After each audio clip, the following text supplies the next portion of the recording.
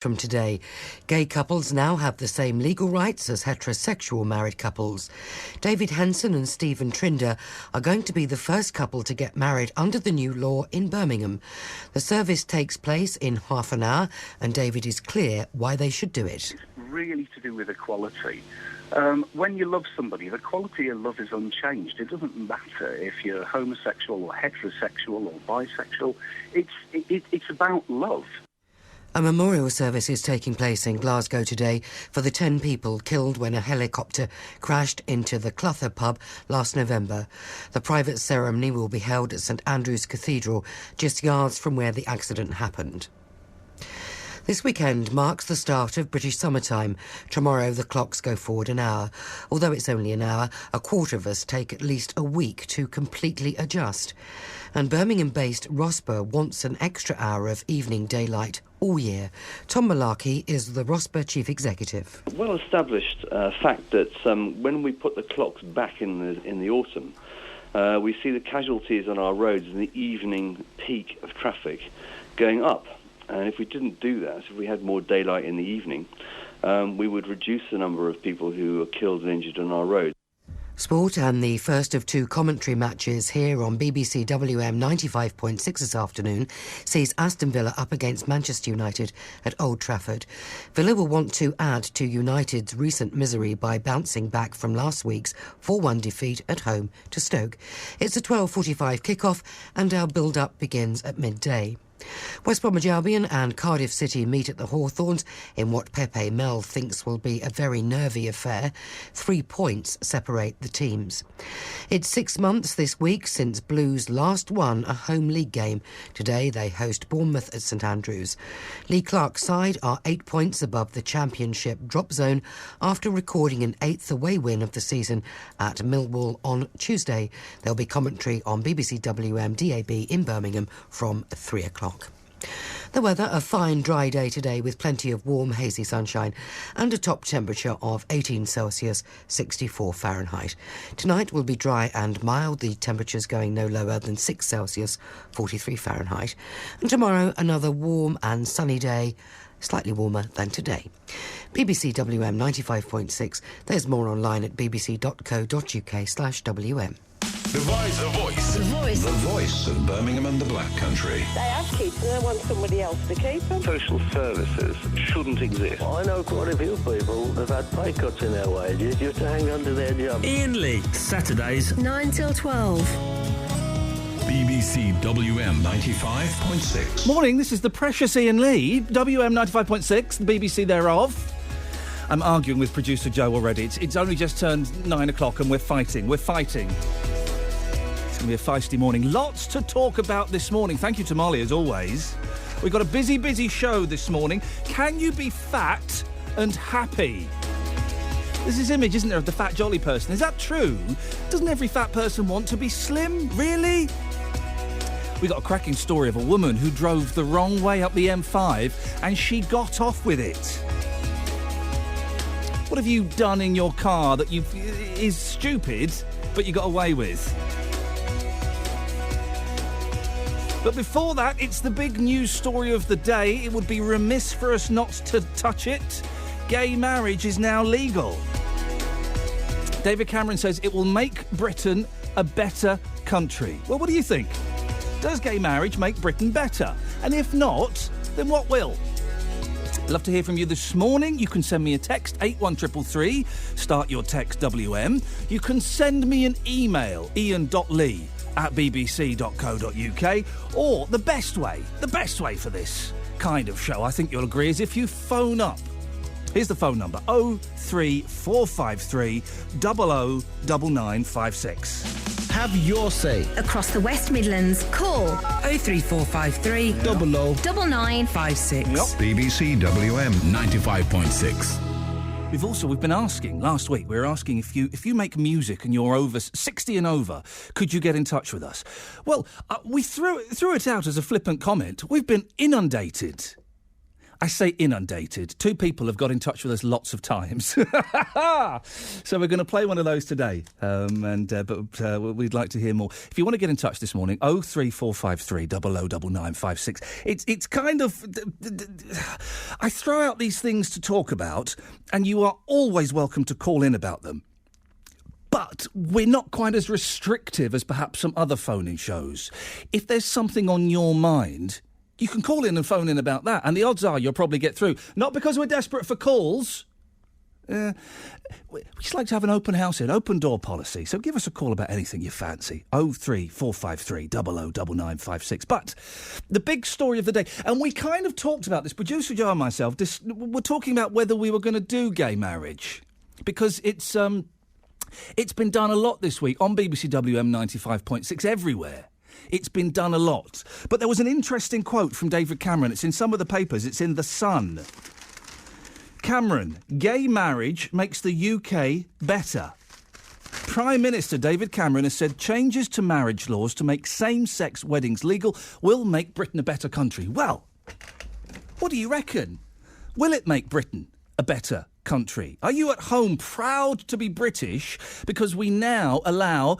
men and women to marry each other? First gay weddings have taken place after the law came into force at midnight. Who get married at 1 minute past midnight? I mean, really? Gay or straight? That's a crazy time to get married, isn't it? Isn't it? Couldn't you have waited a few hours, guys and girls? Does gay marriage make Britain better? And if not... then what will make Britain better? 03453 009956 is the telephone number. I'd love to get your thoughts on this this morning, please. We're joined now by David Henson, who's marrying his partner, Stephen Trinder, at 9:30 this morning. Morning, David. Hello, good morning. David, what on earth... You're getting married in 22 minutes' time? Certainly am. How on earth have you got the... I nearly said the balls there, but we're probably not allowed to say that on BBC Local Radio. How on earth have you got the wherewithal to do a phoned interview just before your wedding? You must be well nervous. Oh, do you know, we've waited 26 years for this moment. So I think really we're just kind of at the stage now, we're just quite happy to tell the world. How important is the change in the law to you and Stephen? We're getting married today. How important do you think the change of the law is? Yeah. It's weird. Being a heterosexual married guy, it's hard for me to equate just how significant a shift it must be for you and your partner. Because this option has always been available to me. It's brand new to you.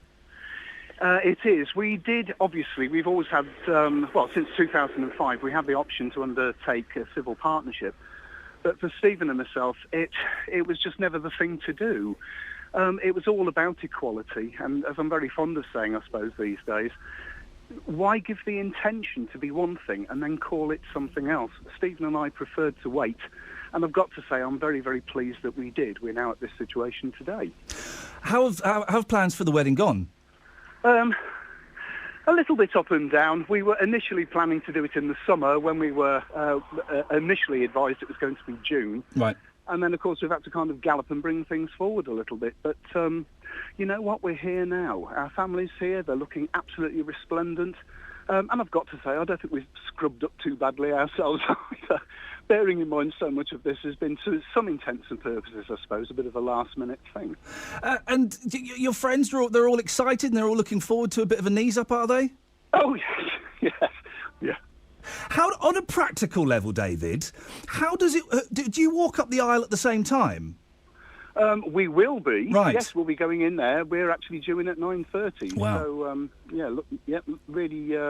really upbeat and very much looking forward to it, but with huge trepidation at the moment. Yeah, the butterflies are really beginning to tell. I was going to say, I'm trying to remember my wedding morning, and I was as nervous as hell. You must be all over the place. We are... Yes, I think we're stood shaking in our boots. I don't think it's unsafe to say that in any way at the moment. David Cameron thinks that gay marriage will make Britain a better country. Do you agree with that? Of course it will. As far as the fight for equality goes, it's a massive quantum leap forward. I appreciate, of course, everybody has different viewpoints on this. Everybody is going to have something to say. A lot of people are going to be very objectionable to it. But there again, this is extremely new. For a lot of people, it's very, very raw. 5 years' time, the situation's probably going to be different.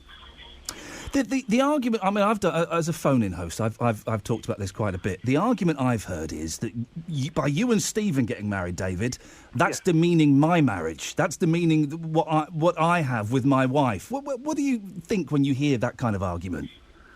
Well, I can only say for Stephen and I, this is going to complete who we are. I think that's about the only real way I can actually describe it, to be quite frank. It means everything to us. As I said earlier, we've waited 26 years for this moment. Well, listen, have an excellent time. My one bit of advice is it goes like that, David. You know, it's 9:10 now. Suddenly it'll be 1 o'clock tomorrow morning. So I would suggest that just every now and then you kind of pinch yourself and try and take it all in, because it flies by. Oh, yes. Yeah, this morning's flown by already. Yeah, it goes really quickly. Hey, listen, have a great day. I really appreciate your time, but, you know, you're getting married in 20 minutes. Enjoy it. Thank you very much for the interest. Best of luck. Thank you very much. David Henson, marrying his partner Stephen Trinder, 9:30 this morning. What were you doing 20 minutes before your wedding? I was a nervous wreck at mine. I kind of had to do a little bit of work, because my mum was being brought by an aunt, and they turned up late, basically, so I was kind of able to be distracted by that slightly. What were you doing 20 minutes before you got married? 03453 009956. And do you agree with David Cameron? Gay marriage makes Britain better. Gay weddings became legal at midnight. This is from The Sun. And make Britain a better country, the PM said. He insisted Brits should be proud, despite the fact a BBC poll found that 20% of people would still turn down an invite to a same-sex do. 03453 009956. I know you've talked about this a lot this week. Let's talk about it a little bit more. The reason we're doing it is because it is such a big story, and it is such a huge shift. And I want to focus on this line from David Cameron, that it makes Britain better. Do you agree? 03453 009956 is the telephone number if you want to give us a call on this. You can also text 81333, start your text WM, or you can send me an email, iain.lee@bbc.co.uk. I've had one email about this already before the show even started from Mohammed. I don't quite understand it. It's a little bit rambling. Pandering to home seals, can you imagine living in a tough area? You go to a parents' night, your best, where your mum, I don't have one go-to dads. I don't know what that means. Girls need mums more than boys need dads, Mohammed goes on. When a girl starts her period, she needs advice from her mum. Likewise, if she has a virginal problem. Are we going to have homosexual men bring up boys? Homosexual women bring up girls don't make sense. Mohammed, you're rambling all over the shop, boss. I can't make head nor tail of what you're saying. If you're going to get in touch with me this morning, try and do a focused argument. Try and to make sense. And I think this is why we need this to be done on the phone, as opposed to the email and the text. I'll read them, but this is such an emotive subject that I think we need to discuss these things. We need to work through these ideas together. Very, very simple question. Do you agree with David Cameron? Does gay marriage make Britain better? Give me a call on this one, please. 03453 009956 is the telephone number. Right, it's 9:14. It's BBC WM 95.6. I'm assuming we've got Liz on the travel today. Have we got Liz? Liz? You assume correctly, Iain. Beautiful, beautiful. Good Away you go. morning. Good morning. Thank you. The M5 going north, it's rather heavy in the roadworks going on. Junction 5 at Droitwich through to 4A at the M42 interchange. Narrow lanes and speed restrictions in place. It is looking quite congested. Just looking at the Highways Agency cameras. Your match day travel is quite early, I know, but there is an early kick-off at 1:45. Villa fans traipsing up to Manchester on the M6, though, however, is looking OK as you head through the Stoke and Stafford turns towards Knutsford and the Croft interchange, the M62. That, in turn, is also fine. And then heading towards the M602, no reported incidents or delays there. On public transport, just be aware, London Midland services, delays of up to 15 minutes between Birmingham and Lichfield. It's because of a signalling problem at Four Oaks. If you can update us, call BBC WM 95.6 Travel 08453 002288. Thanks to Doug on Twitter, who said, I climb into the paper skip at school on a wet, cold, dark Friday afternoon and think why. I'm wondering why you do it as well, Douglas, to be honest with you. Richard Wilford. Sundays, 7 till 9. The voice of Birmingham and the Black Country. BBC WM. 95.6. Morning, this is Iain Lee, BBC WM 95.6, 03453 009956. Does gay marriage make Britain better? And if not, what would make Britain better? Mo's in Tamworth. You've got an early, Mo. Yes, because I am sick to the back teeth with this subject. Go on. It's dominating the airwaves, Iain. Yeah. It's driving me mental. Why? Because it's too much of any subject, unless it's a very deserving one. Yeah. Is okay. It's accepted and supported even. But this one, I'll be honest with you, I'm not for or against gay people. I'm a live and let live person. But Yes. I'll tell you, most people I know, most people I've spoken to, are either against this situation or they couldn't care less. Yeah. And I'd say the majority couldn't care less.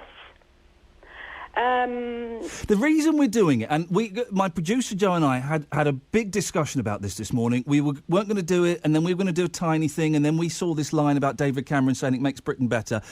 And we both agreed that it's such a significant change in the legal system and the definition of marriage that we thought we'd better go with it today because it's happening today. And I know that Adrian's done it and Molly was doing it this morning. Yeah. We just thought that to not do it, it didn't really make sense. I think you would have had a whole bunch of refreshed listeners had you not have done it. What should we have done instead then, Mo? You're the producer. What should we have done instead as the lead story? On the day when marriage between men and women is legalised, what would you have done as the lead story? I think I would have took David Cameron's statement. Yeah. Which was, repeat it for me, Iain. Repeat for me, please, what he said. I will repeat for you, please. David Cameron says that same-sex weddings will make Britain a better country. Well, that's his job. That's his job to make Britain a better country, not gay people getting married. Well, but he's made it legal for gay people to get married, so he's doing his job. Yes, because he's after votes. They're desperate for votes. Hang on a second, Mo. Do you know which party David Cameron represents? His own. He represents the Conservative Party. Yeah, and if you look at the some could argue, Mo, that the Conservative Party is full of right wingers who don't like gays at all, let alone them getting married. He's faced a huge revolt from his party, so he's possibly going to lose votes as a result of this. Yes, but he's gaining gay votes. Well, I don't think the gays are necessarily going to vote for him just because he's made it legal for them to get married. Oh, I think that could work. But I agree with you that he'll lose an awful lot of other votes. I think he should have kept his mouth shut on this, to be honest with you. I don't think he should have said that, because my first thought when I heard that this morning was that that's your job, Mr. Cameron. Yeah, but I assume that other people will think the same. Right, here we go. This is what we're going to do. You've posed an interesting question. This is what we're going to investigate this morning. Are you more likely or less likely to vote Conservative because of the legalisation of gay marriage? There we go, Mo. Let's see if we get a significant number of homosexuals phoning up saying, yeah, I'm voting for David Cameron now because of this. Well, you won't necessarily get that. I mean, you'll get a lot, and maybe people won't want to support what I've said. But always remember the silent majority. They're the people that don't vote. They're the people, out on the street, at your clubs, in your pubs, out and about, that never make their voice known. But we talk to each other. Mo, always nice to talk to you, and well done for getting in nice and early. Speak to you later. OK. Ta-ta, there we go. 03453 009956. Yeah, I know what she means about having gay marriage rammed down her throat. I know what she means. Thank you. And we had a real debate this morning about whether to do it. I just think that it's such a big fundamental shift in the law. It's happening today. It would be remiss of us not to. Two things here, OK? Two things. Are you more likely or less likely to vote for the Tories because of the legalisation of gay marriage. 03453 009956. And you're the producer of the show, OK? If we hadn't have done this as the lead story today, what else would we have done? What? TB Cats? We'd have led with TB Cats. Let's see what else is on the front pages, shall we? He said, just gently moving his goose egg. Would we have done TB Cats? Would we have done Prince Harry and Cressida? Would we have done Invasion of the German Rats? I caught TB from my pet kitten. Nurses charged with 3 murders. The missing plane. What would you have done if you're the producer? What else would you have done? 03453 009956. Jeff, stay there. I'll come to you in a second. We're joined now by Dr. Sharon James from the Coalition for Marriage. Morning, Sharon. Do you agree with David Cameron that gay marriage makes Britain a better country? Absolutely not. But I tell you what, Ian, I totally agree with you that this is a fundamental change. We're not just talking about adding one law, and we're not just talking about rewriting one law. You know, Parliament's been going back over hundreds of laws, going back to the date 1285, having to airbrush out gendered language like wife, husband, father, mother, and even widow. You can't call a widow now. She's a woman whose deceased spouse was a man. Who says you can't call a widow a widow? Well, in the law, in legal terms, you now should not be really referring to gendered language in that way, because you've got to make it equal to fit in with this new law. It's a fundamental change, not just a law, but to language. And at the Coalition for Marriage, we include gay people who are in favour of civil partnerships, absolutely in favour of rights for gay people to live as they want to live, but not in favour of trying to redefine reality. We represent people who believe that the reality is that marriage was not created by this government. It's the union between a man and a woman, and no human government has the right to redefine it. I don't think the term widow has been dropped because gay men can get married to each other. Well, that is why lawyers have had to go back and rewrite statutes. And that is what has been happening. Laws going back to 1285 have been redrafted to airbrush out gendered language. Now, you think it's ridiculous. I think it's ridiculous. Well, no, I don't think the people who did it. I don't think it's ridiculous. I don't think it happens. I don't think that the word widow has been dropped because of lesbians being allowed to marry. I've never heard that before. It's being dropped because of this new statute in the laws. Tell me where it's been redrafted. Dropped. In the laws referring to marriage in the past, they've had to be retrospectively rewritten so that, for example, if a queen marries a lady, her partner is not referred to as another queen. These all sound ridiculous, but this is what civil servants have been busy spending time and money doing, when we would rather they looked after our ordinary, everyday concerns, as Mo was saying earlier. Could I just say that the other way that Britain is a worse place this morning because of this? Yes. Our senior lawyer last week said that in the name of diversity and freedom, which of course we all would affirm, we're losing diversity and freedom because very large numbers of people, including but not exclusively in the major faith communities, are feeling that their belief in traditional marriage is now an unacceptable view and they're being discriminated against. So, for example, just very recently, in recent weeks, a couple wanting to adopt a child was told they were not suitable because they believed in traditional marriage. Is that the kind of Britain we really want to live in? We want to live in a diverse and free society, but the pendulum now is swinging too far in the direction of political correctness so that people with traditional views feel that they are being frozen out of public debate. Traditional or homophobic views? Absolutely not homophobic. I'm Right. told that the BBC did, just I believe yesterday, showed that more than half the population say it's not homophobic to disagree with same-sex marriage. Well, it depends on the reason. It depends on the reason they're disagreeing with the same-sex marriage. There are always some people who may have views like that, but well, what are your views? Let's go to the basic. Do you think that homosexuality is wrong? As a Christian, I personally don't accept sex outside marriage, but Coalition for Marriage represents gay people who are absolutely in favour of civil partnerships and living as you want to live, and they disagree with gay marriage. So, for example, Brian Sewell, a leading gay arts historian... You said a very important thing there. As you're from the Coalition for Marriage, you don't agree with sex outside marriage. No, so not as a member of the Coalition for Marriage. So it that would is be a personal view which some people hold. So as a Coalition for Marriage member, I have no views on it. I'm neutral on it. Coalition for Marriage represents gay people who believe in civil partnerships let's look who at this. disagree with gay marriage. So the Coalition for Marriage doesn't approve of sex outside marriage? No, absolutely not. The Coalition for Marriage includes gay people who absolutely affirm gay partnerships. Do you approve of sex outside marriage? In a sense, I'd rather... as a personal view, that's something different to the Coalition for Marriage. You've brought it up, Sharon. You've brought it up, so I'd like to focus on it. The Coalition for Marriage says that people with traditional views, such as Sikhs, Muslims, Jews and Christians with traditional views on morality have a right to have that view. But they also say gay people have a right to civil partnerships. You've just said that you don't approve of sex outside marriage as a Christian, and that's fine, and that's your opinion. But I don't represent the Coalition for Marriage. Okay, well, I'm talking to you then. I would equally wish to affirm gay people who want to argue for civil partnerships. Can I finish a thought, please, without you interrupting?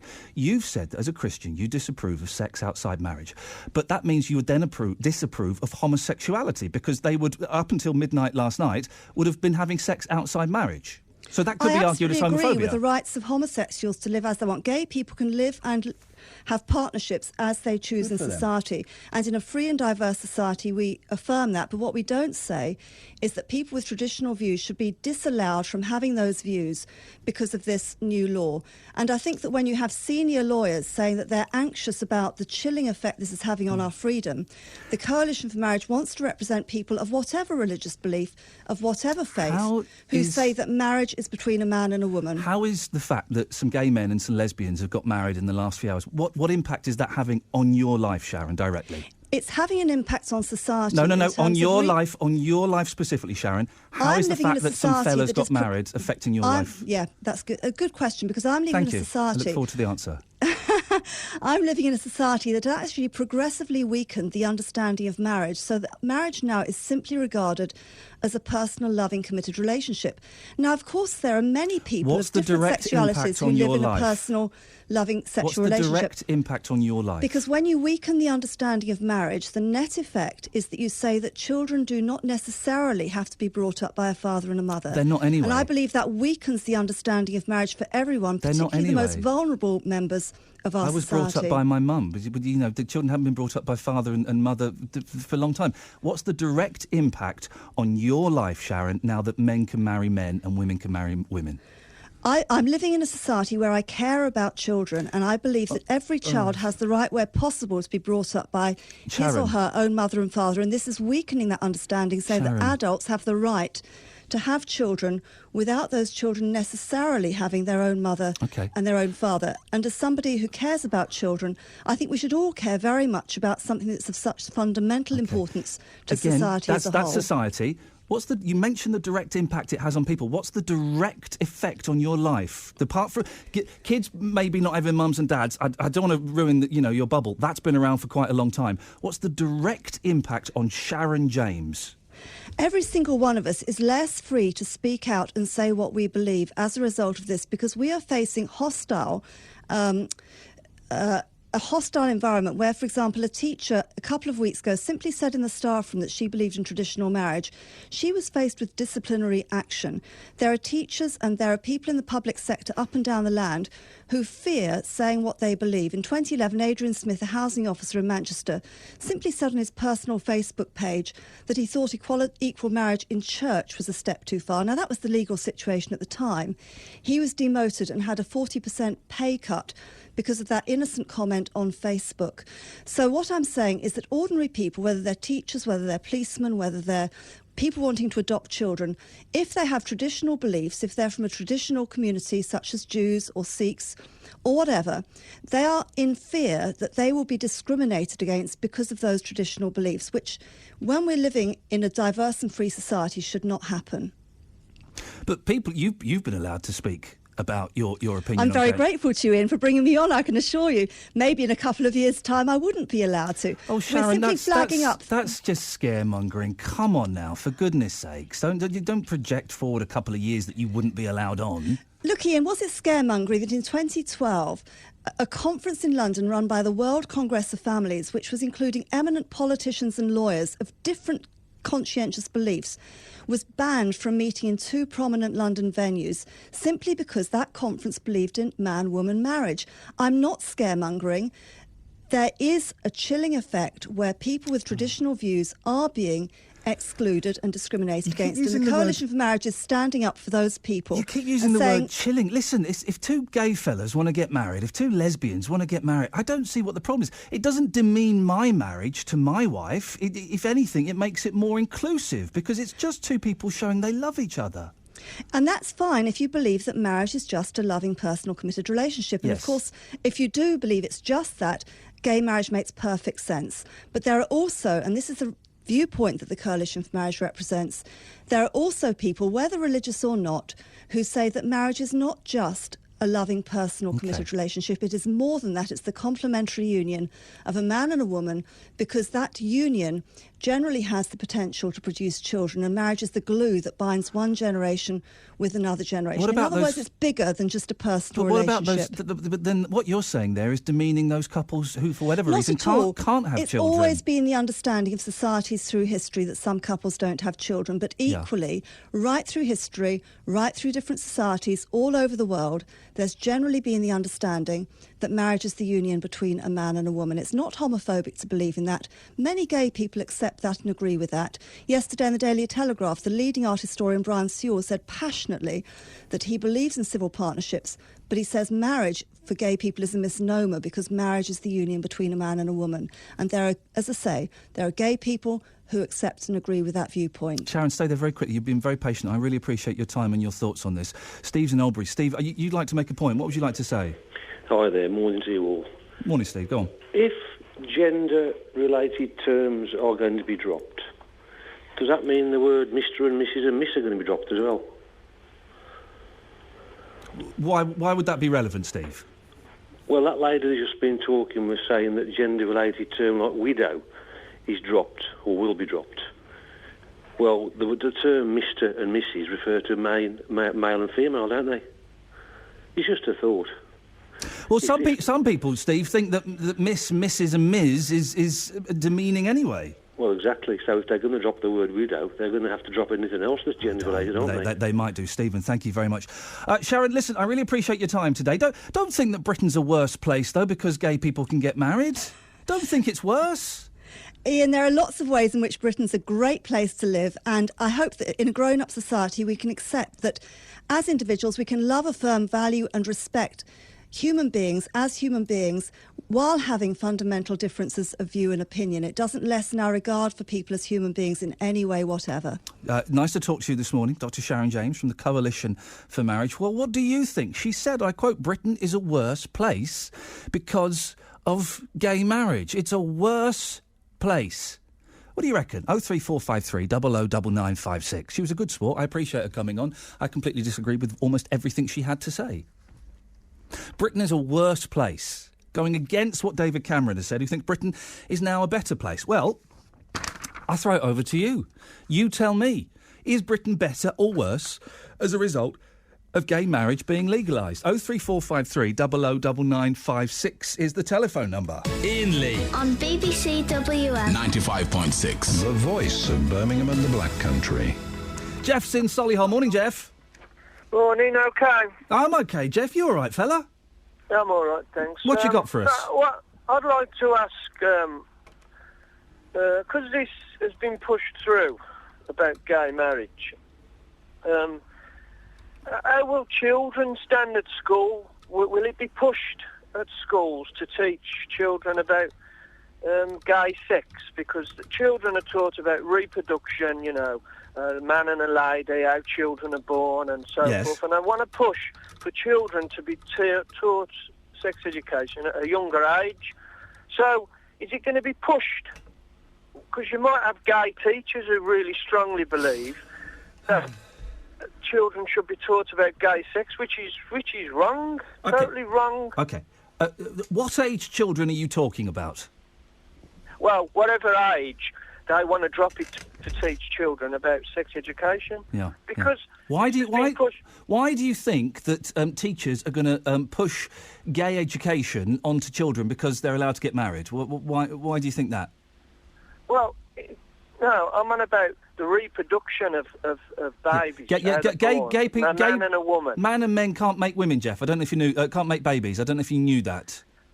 Well, maybe you need some sex education. No, lesbian women. Yes. They have sperm donations and all that carry on. Yes, OK, but right. So you think I'm saying. Go on, Jeff. What are you saying? It'll be pushed. Who's going to push it? Well, this has been Push it pushed real to good. get gay marriage. So it'll be pushed to teach children about gay sex. Where have you heard this from? Who's told you this? Well, it will happen, won't it? Because this has happened. How long has it took for this to happen? So that will happen. But how do you know it's going to? It's a quantum leap, Jeff, to go It's from... inevitable, isn't it? No, it's not inevitable. It's a quantum leap to go from two men getting married in Birmingham to 8-year-old children having gay sex foisted upon them in the classroom. No, taught. Yes, that's what I'm talking about, Jeff. The ins and outs. They're not going to They're not going to teach 8-year-olds the ins and outs of gay sex. It isn't going to happen. Can I ask you something as well, please? You work for the BBC, so really. Here we go. No, listen to me. I'm listening, Jeff. I'm waiting for you to make a valid point. 10 minutes into the conversation, we haven't got close to it yet. No, but people thought this wouldn't be inevitable about two guys getting married. So, in the long run, what if you got a teacher like the lady says? You have teachers who strongly believe in traditional beliefs and they're ousted out. Yeah. So you'll have guys who really think strongly about teaching children. Yes. What's the question, Jeff? Or do you want to end it here before you embarrass yourself anymore? My question to you is: right. You work for the BBC, so you're totally biased towards the BBC because if your opinion sways the other way, right. The BBC don't like that. Well, that's not. So really, really, you can't voice your true opinion. Yes, I can. What you really think? Yes, I can. And I know you won't believe that because you'll think the BBC paymasters are pulling my strings right now. But well, they do. They do, don't they? Well, no, they don't know, Jeff. But you're not going to believe that. You're totally biased towards the BBC. You've got to be. No, not in the slightest. Yeah, why have I got to be? You live in this. You live in this world, this conspiracy theory world, where people aren't allowed to say what they want to say. Listen, I can come on here and say whatever I want to say. No, you can't. We can't.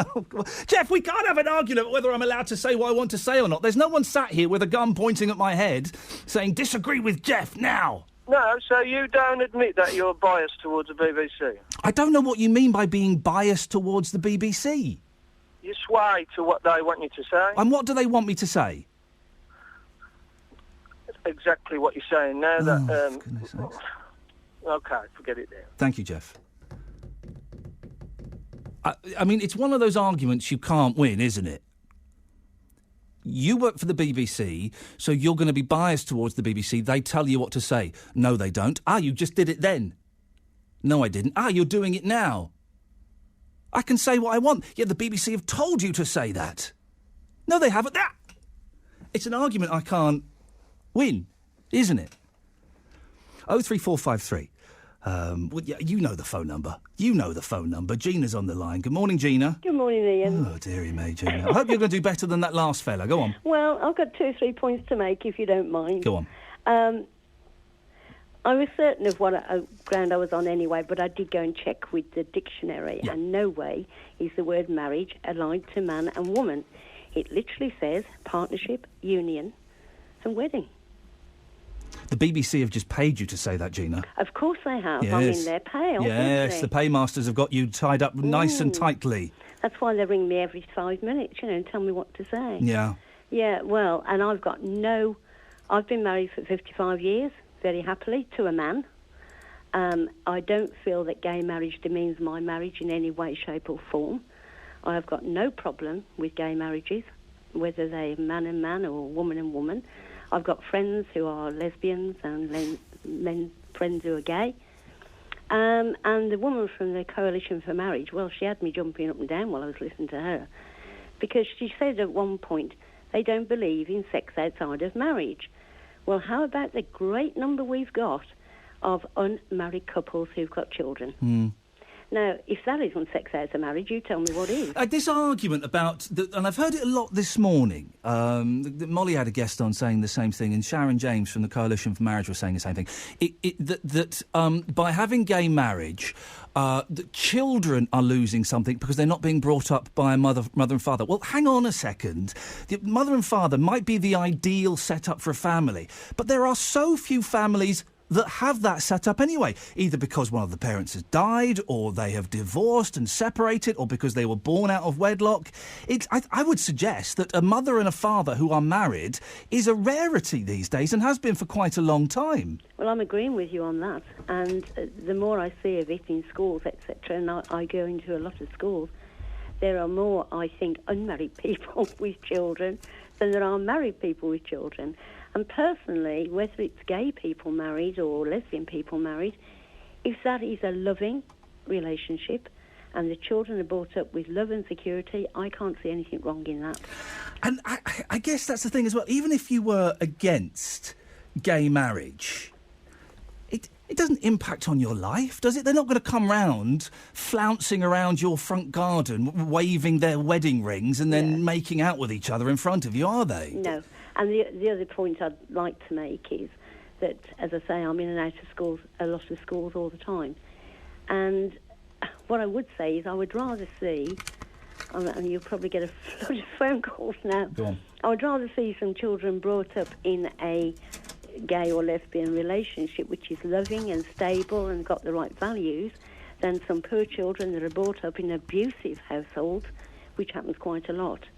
Hey, listen, can I change the mood slightly, Gina? Because it's getting a little bit heavy, this. Do you want to hear some music? Not particularly. Oh. I listen to it because it's no music. No, I'll tell you why. No, I know, but listen, we're starting this new slot on this show. I use that term very, very loosely because I don't really like features, but last week we played some music by a 93-year-old steel guitar player. Mm-hmm. And I thought it would be nice if we got...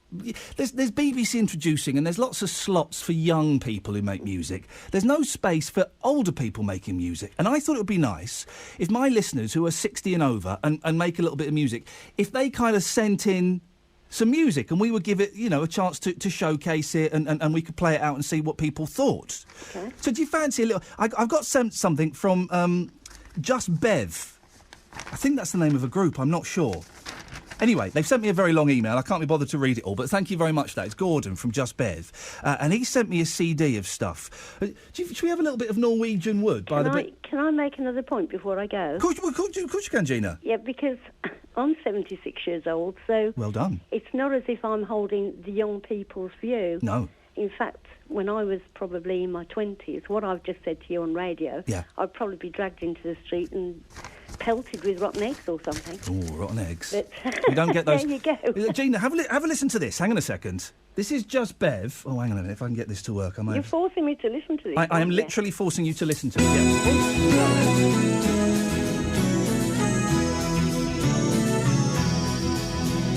I once had a girl, or should I say, she once had me. This is the Beatles song Norwegian Wood. Yeah, I know it. She showed me her room, isn't it good, Norwegian Wood. This is their favourite track on there. Iain, close my CD. There are some original songs. My main instrument is guitar, but I improvise on others. I record at home in the old-fashioned way.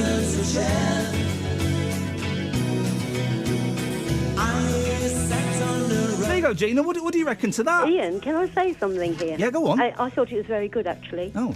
And I've got a 45-year-old son who's in two bands. One's called Carrick, which is a folk. Oh, yes. And the other's called Back to Back, which is a 7-piece, I believe, which is rock-based. He's too young for this feature, Gina. I know, he's got to be 60 or over. Yeah. But what do you reckon? Marks out of 10 for this? I'd give it 10. It's very listenable. Wow, 10 out of 10. And particularly, as I'd said to you, no, I don't particularly want to listen to some music. Yeah, I forced it on you. I forced it on you, Gina. Thank you. Oh, there was a woman laughing. You see what they've done there? Very exciting. So that's Just Bev. We'll play some more of that a little bit later on. We've got a whole CD worth of that stuff. If you're 60 and over... by the way, if you want to phone up and critique that, if you want to be Simon Cowell or Louis Walsh or the Minogue, the other Minogue, either Minogue, because they both do those shows now, 03453 009956. If you're 60 and over and you make music, it doesn't have to be as professional as that, then you can send it in to me.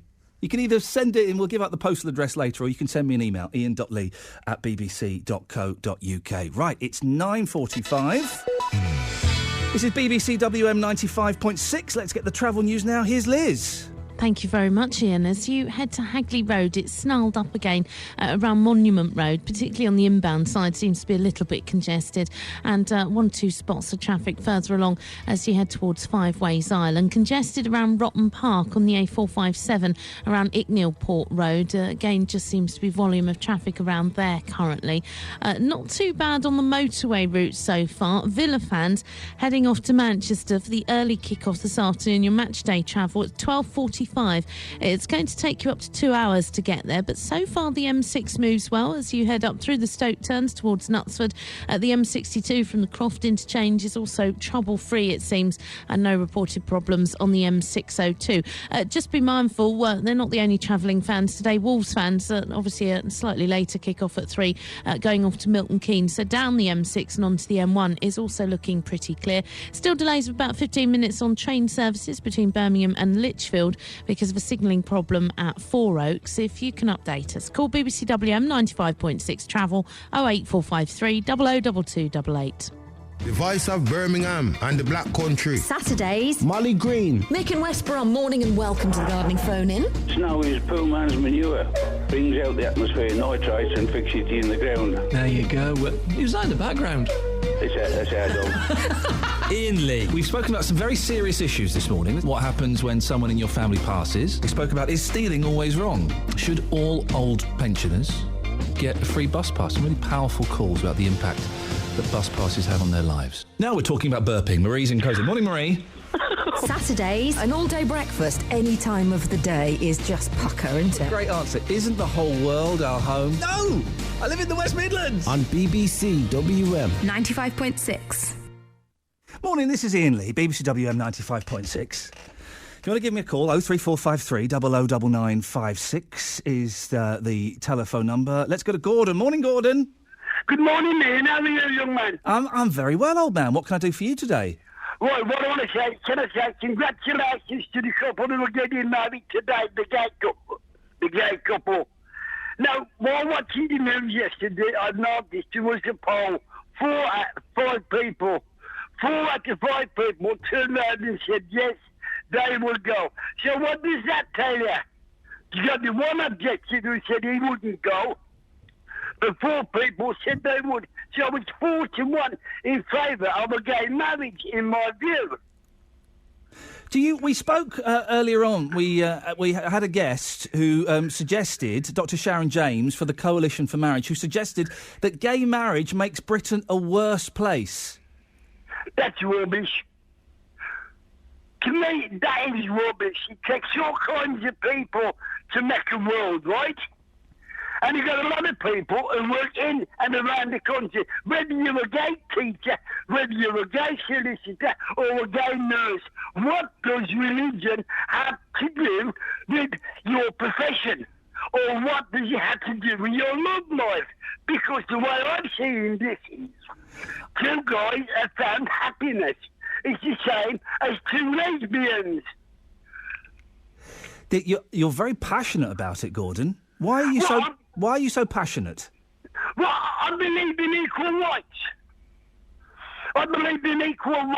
Okay, well, what about let's explore that a little bit, because one of the arguments that people with a religious bent often have is that they are being discriminated against because they have, quotes, traditional views about marriage, and they feel that they're not being treated equally. What would you say to them?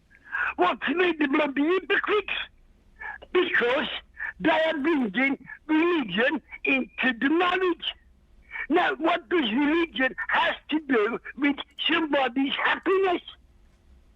Well, this is what I can't understand. You've always got people turning around and objecting and bringing religion into it. Yes, we all know the law of life. You break it, you face the consequences. Gordon, thank you very much indeed. Gordon, very passionate. There's an interesting line there. I'm not quite sure if he meant it that way, but what has religion got to do with happiness? Well, I'm sure lots of the religious listeners would say that their happiness is integral to their religion and vice versa. 03453 009956. What's interesting is, I said I wasn't sure if we were going to do this morning, and the first call from Mo was, oh, for goodness sake, why are you doing this again? The thing is the phones have been ringing non-stop since we started this. So obviously you want to talk about it. Whether it's to say you don't want to talk about it or whatever, you want to have your say on this. 03453 009956. David Cameron thinks Britain is now a better place because of gay marriage. Do you agree or do you disagree? 03453 009956 is the telephone number. We're also asking if gay marriage doesn't make Britain better, what would make Britain better? We can get a word with Ray Egan now, who, as John Bull, is arguably the most patriotic person in the West Midlands. Morning, Ray. Ray, are you there? I am indeed, yes. You're there, sir. What do you think would make Britain better? Well, it certainly wouldn't be gay marriages. Go on, tell me why. David Cameron, if he's saying that, the sooner he goes, the better. Mm-hmm. And let's have Nigel Farage in charge. Why do you agree with the guest we had earlier who said that gay marriage makes Britain a worse place? Indeed, I do. Tell me why, Ray. Well, I think we need to get back to old-fashioned values in this country, Ian. Because years ago, it wasn't even talked about. And now, what do you get now? On television, Coronation Street, flaunting this homosexualism and lesbianism, when kiddies are watching in primetime television. Now, what are the kids going to think growing up, little kids? This is going to be the norm. They see two men kissing or two women kissing. Yeah. It's enough to make me throw up, I tell you. Are you worried, Ray, that Coronation Street may make children homosexualists? Indeed, I am. Yeah. I am. It really worries me, Ian, I tell you what. For the sake of our children growing up, you know. All right, if these people want to live together, then let them do so. But I certainly don't want to know about it. Would Coronation Street turn you into a homosexualist? No, but what it is, no, it certainly would. No. Then why would it do the same? Young children are growing up and looking at this, and they're taking this as the norm, and it is not. Yeah. You know, and let's be fair. But no, I can't abide by all this business. Isn't it? Because, I mean, if we go back, 45 years, it was illegal, wasn't it? You don't want to go back to that, do you? Well, I certainly, as I said, if they want to live together and don't want to broadcast it, that's fair enough. Yeah. Let them do it. Yeah. But don't get flaunting it, No. you know, in the church and all that. I mean, look, marriage to me is it's an old-fashioned value. Yes. A man and woman gets married and they have children. If that's they can. God's will, in my opinion. If they can have children, of course. Not all couples can. No, I agree with that. But most couples can.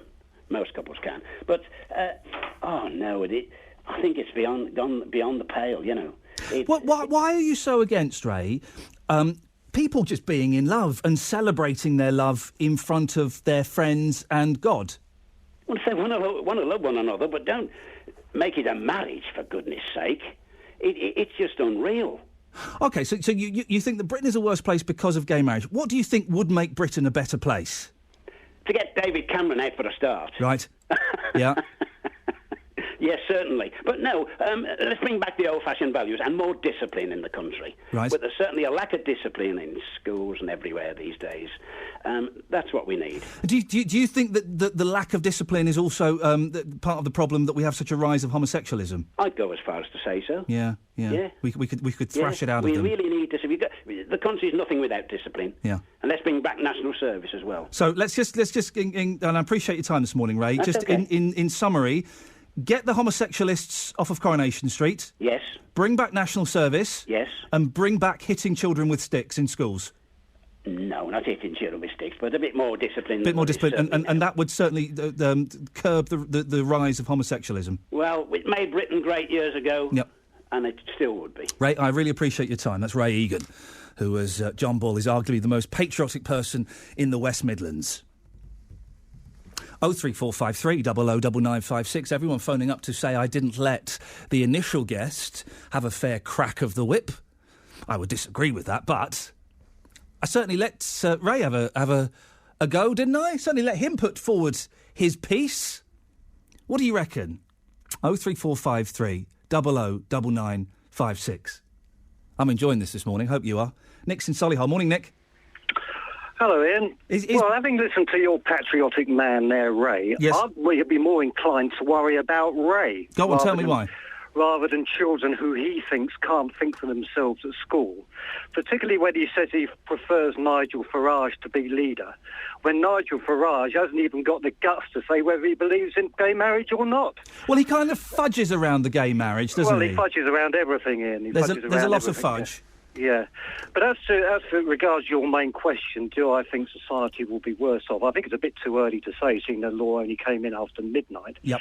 But quite frankly, my view is I'm not homophobic and I'm not gay. I think the majority of people, quite frankly, couldn't give two monkeys over the law, because the majority of people aren't really keen on marriage anyway. We go on about this poll that's just been conducted, 1 in 5 wouldn't go to a gay marriage. Well, what percentage of 5 people or marriages survive in the first place? And my fear is that all this hype that is being given over this is more likely to have a detrimental effect, and in this politically correct age, increase the kind of homophobic attitude that it's tried to you make an interesting point, Nick, because marriage is very, very unfashionable at the moment, very unfashionable. Yeah. And I was kind of looked at weird, not for getting married, but because we chose to get married in a church.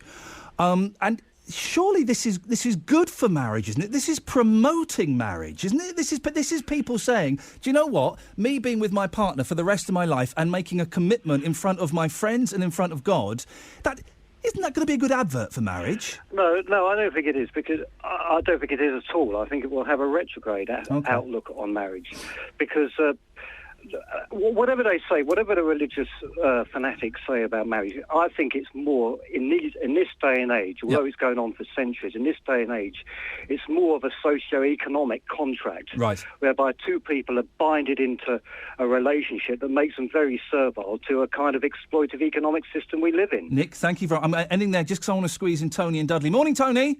Yeah, hi. Tony, what would you like to say?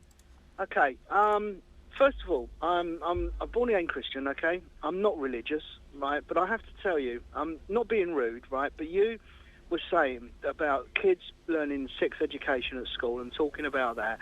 And the other guy, whoever he was talking about maybe they'll move that forward and in time they will. I believe that's true. I believe, listen, I'm not an old-fashioned guy, all right? I'm a lively guy, but I believe personally. So I know lots of people. And what evidence have you got to back that up? What evidence have I got? Just the way the world's gone. Right. I mean, you're very good at arguing. I appreciate you're doing a good job. I am good at it. Yeah. Yeah, you are good, right? But the thing is that the whole society is moving that way. Okay, and it goes without saying that will be done in the future. Well, the thing is, Tony, it doesn't go without saying. It has to be questioned, because there is no evidence that because two men got married this morning, that at some point 8-year-olds are going to be taught the ins and outs of gay sex. That those two don't necessarily go hand in hand. I think it does. I think you'll find... only time will prove it, okay? Yep. I believe, and I know many people believe, that the society is downright bad. I actually am not the greatest person in the world. Believe me, I've done some things that I shouldn't have done. Me as well, brother. Tell me about it. Yeah. But the way it's going, there's no question. I mean, kids. Well, I've got 2 kids. One's 21, 22. Yeah. I've got 4, actually, and one's Hang on, you 16, forgot 2 kids? Whatever, all that, yeah. Now, the times have changed because we've allowed it to change. Tony, I'm running out of time. I've got 10 seconds. If one of your kids came up to you and said, Dad, I'm gay, what would you do? Listen, I've got nothing against gay people. What would you do? I love them, right? There we go, Tony. We've got to end it there. Sorry to cut you off, but we've got to head to the news. 03453 009956. We'll carry on taking your calls on this all morning. There you go. You see, we weren't sure if we were going to talk about it, and you've gone mad on the phones. Coming up after 10 as well, can you be fat and happy?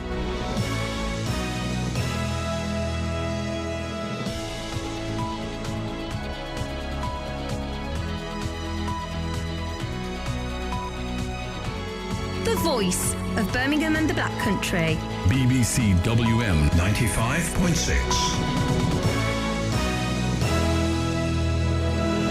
It's BBC WM 95.6. It's 10 o'clock. Let's get the news now with Nicole Pullman. Greater Manchester Police have charged a nurse with murdering 3 patients at Stepping Hill Hospital in Stockport. Victorina Chua, who's 48, is also accused of 31 other offences, including poisoning. He was first arrested in January 2012, 6 months after the police began investigating contamination of medical products at the hospital. He'll appear before magistrates later today. The law on gay marriage changes today.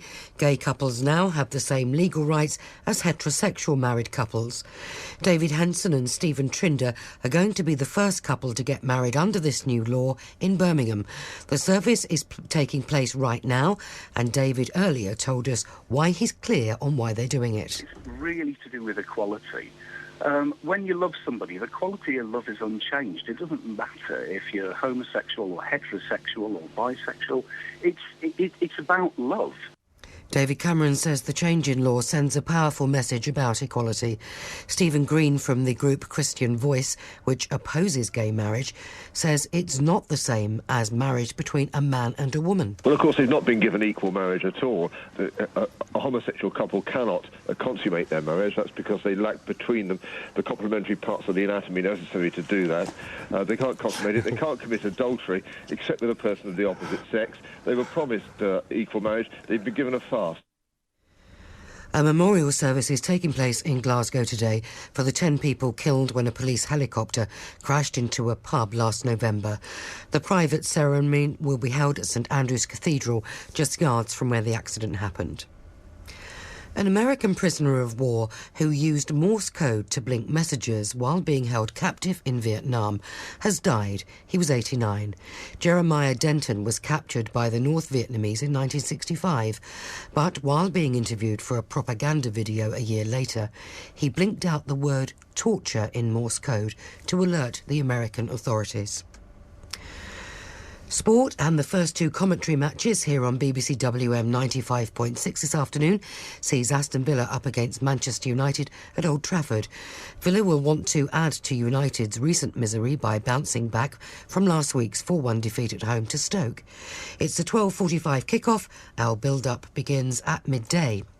West Bromwich Albion and Cardiff City meet at the Hawthorns in what Pepe Mel thinks will be a very nervy affair. 3 points separate the teams. And it's 6 months this week since Blues last won a home league game. Today they're hosting Bournemouth at St Andrews. Lee Clark's side are 8 points above the championship drop zone after recording an 8th away win of the season at Millwall on Tuesday. Again, there'll be commentary on BBC WM DAB in Birmingham from 3 o'clock. The weather, a fine, dry and sunny day today. The top temperature 18 Celsius, 64 Fahrenheit. Tonight will stay dry and it'll be mild, with temperatures going no lower than 6 Celsius, 43 Fahrenheit. BBC WM 95.6 News. There's more online at bbc.co.uk/WM. The Voice. The Voice. The Voice. The Voice of Birmingham and the Black Country. They have kids and they want somebody else to keep them. Social services shouldn't exist. I know quite a few people that have had pay cuts in their wages just to hang on to their job. Iain Lee, Saturdays 9 till 12. BBC WM 95.6. I'm enjoying this morning. It's not that I don't enjoy it every morning, but some mornings are more fun than others, and I'm hoping that you're enjoying it as well. I like it when it's feisty. I like it when we disagree about bits and pieces. It's just more fun, isn't it? It's a fun way to start the weekend. Coming up in this hour, we'll be asking, can you be fat and happy? Don't all fat people want to be slimmer? But right now, we're carrying on this discussion. It's legal for men and women to marry. According to David Cameron, Britain is a better place. Well, you've been having your say this morning. Here's what some of you have been saying. As far as the fight for equality goes, it's a massive quantum leap forward. I appreciate, of course, everybody has different viewpoints on this. Everybody is going to have something to say. A lot of people are going to be very objectionable to it. But there again, this is extremely new. For a lot of people, it's very, very raw. 5 years' time, the situation's probably going to be different. I've been married for 55 years, very happily, to a man. I don't feel that gay marriage demeans my marriage in any way, shape or form. I have got no problem with gay marriages. whether you're a gay teacher, whether you're a gay solicitor or a gay nurse. What does religion have to do with your profession? Or what does it have to do with your love life? Well, that was some of the voices. We had a few anti-voices as well. What do you think? Is Britain a better place because of gay marriage? Or do you think, like one of my guests, it's a worse place this morning? Have you woken up feeling sad and down and blue and wondering what it is, and then you've gone, yes, those gays can get married now? 03453 00 9956. Have your say. Across the West Midlands, call 03453 00 9956. BBC WM 95.6. OK, we've got a few emails. Let me do one or two of these. iain.lee@bbc.co.uk. Stuart Collins has emailed in. Stuart doesn't like me. Stuart email. I think Stuart, I hope I've got this right, emails in from time to time. He doesn't like me. But yeah, he listens every week. Thank you, Stuart. Here we go again. Some London-centric, politically correct lefty called Iain Lee is telling off all us thick brummies who do not agree with gay marriage. Now listen, Iain Lee, let's open this debate to the views of all religions, Muslims, Sikhs, Hindus, etc., and not just concentrate, like the BBC does all the time, on picking out only Christians' views on homosexuality. Too scared to read this email out, Iain? No, not in the slightest, Stuart. I don't think we've picked on Christians at all, have we? Muslims, Sikhs, Hindus, Jews, Jehovah's, you're all entitled to call in. Really, I guess the reason that this could be perceived as being aimed at Christians, Stuart, is because marriage between gays is now legal, and it can also happen in churches. I think I've got that right. It can happen in churches, can't it? The Archbishop, one of the Archbishops, let's say of Canterbury, doesn't really matter which one, has kind of come out and said, yeah, it's the law. We go along with the law. So it's not in any way an attack on Christianity, Stuart. Au contraire. We're just asking the question. It's interesting that you've perceived it as that, and that would imply, I would suggest, that maybe you've got some sort of problem with that. And Rich has sent in an email kind of talking about what gay people get up into their bedrooms and saying it's not exclusive to gay people. We won't go into too much detail about that, but he ends it with, I sincerely wish anyone getting married today a very happy day, even straight people. 03453 00 9956. Brian's in Sutton Coldfield. Morning, Brian. Good morning, Ian. Brian, what would you like to say, sir? Well, I never thought I'm 75 now. I didn't know the day would ever come for this. I'm against it because I think it's disgusting what they do, actually. You're probably going to shoot me down for what? Now, I watched a programme on Birmingham about a couple of months ago regards sexual diseases with gay men, and gay men going to hospital to have certain things done back what they've done in the past. Right. And I honestly think it's not for me, and I'm a single man, and I've been so upset about it. You've never been tempted? I would never have thought it had ever happened, and Cameron, he ought to be stuck against a bloody wall and shot. Okay. No disrespect, Sam. Well, it's a little bit disrespectful to want a man to be shot. But you're saying I'm confused slightly of your argument. Obviously, you're against gays, and it's not for you, and that's fair enough, Brian. Yeah. As a well, man... let me tell you a point. Please do. During my lifetime, if a gay man had approached me, I don't know what I'd do to. I know I'd finish up in prison. Why? Because I'm not that way. I think it's. Yeah. What would you do if a gay man chatted you up in a bar, Brian? What would you do? I'd thump him. Why? Because I'm not that way inclined. And couldn't you just say that? Couldn't you, instead of punching him in the face or whatever, couldn't you just say, I'm sorry, mate, I'm straight? See, I did, in my younger days, I did know a gay man. A smashing bloke. He used to come and have us a pint with us and go, right? Good. But the thing is... Don't want him sticking around, do we?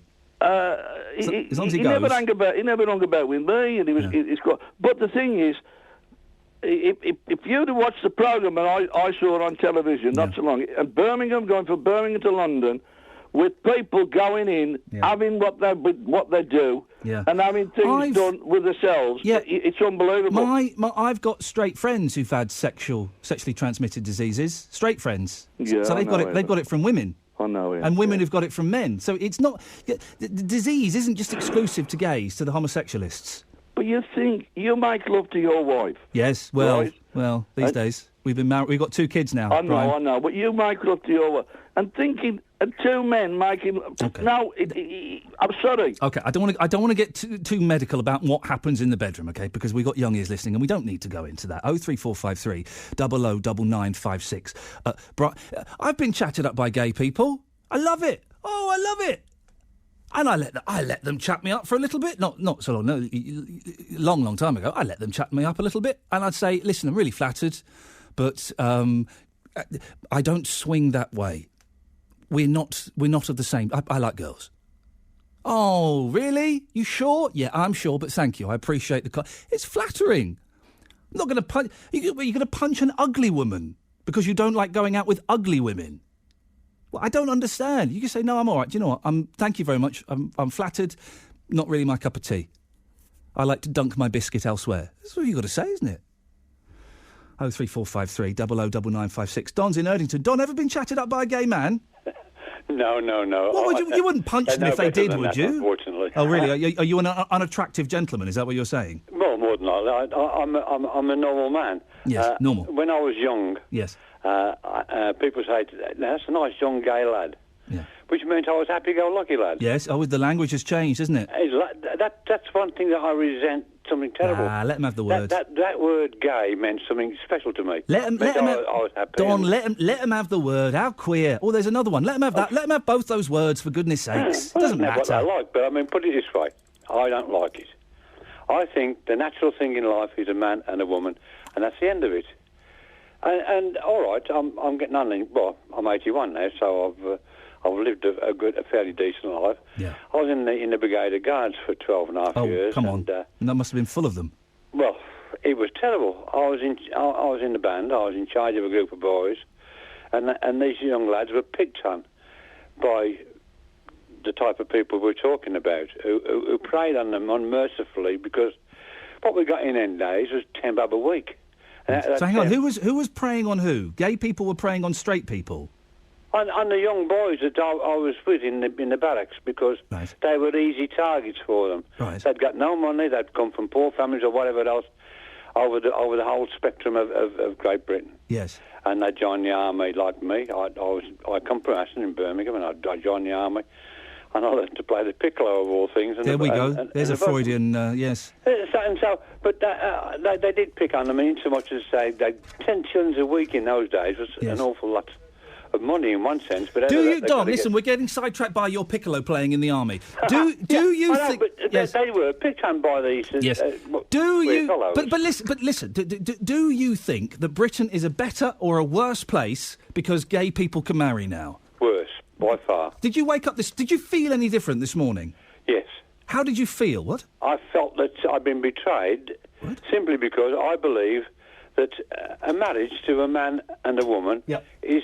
I don't think... I'm not that religious, but I believe a marriage to a man and a woman means that they wanted to continue with their life, they wanted to produce children. Have you been married to a woman at any point in your life?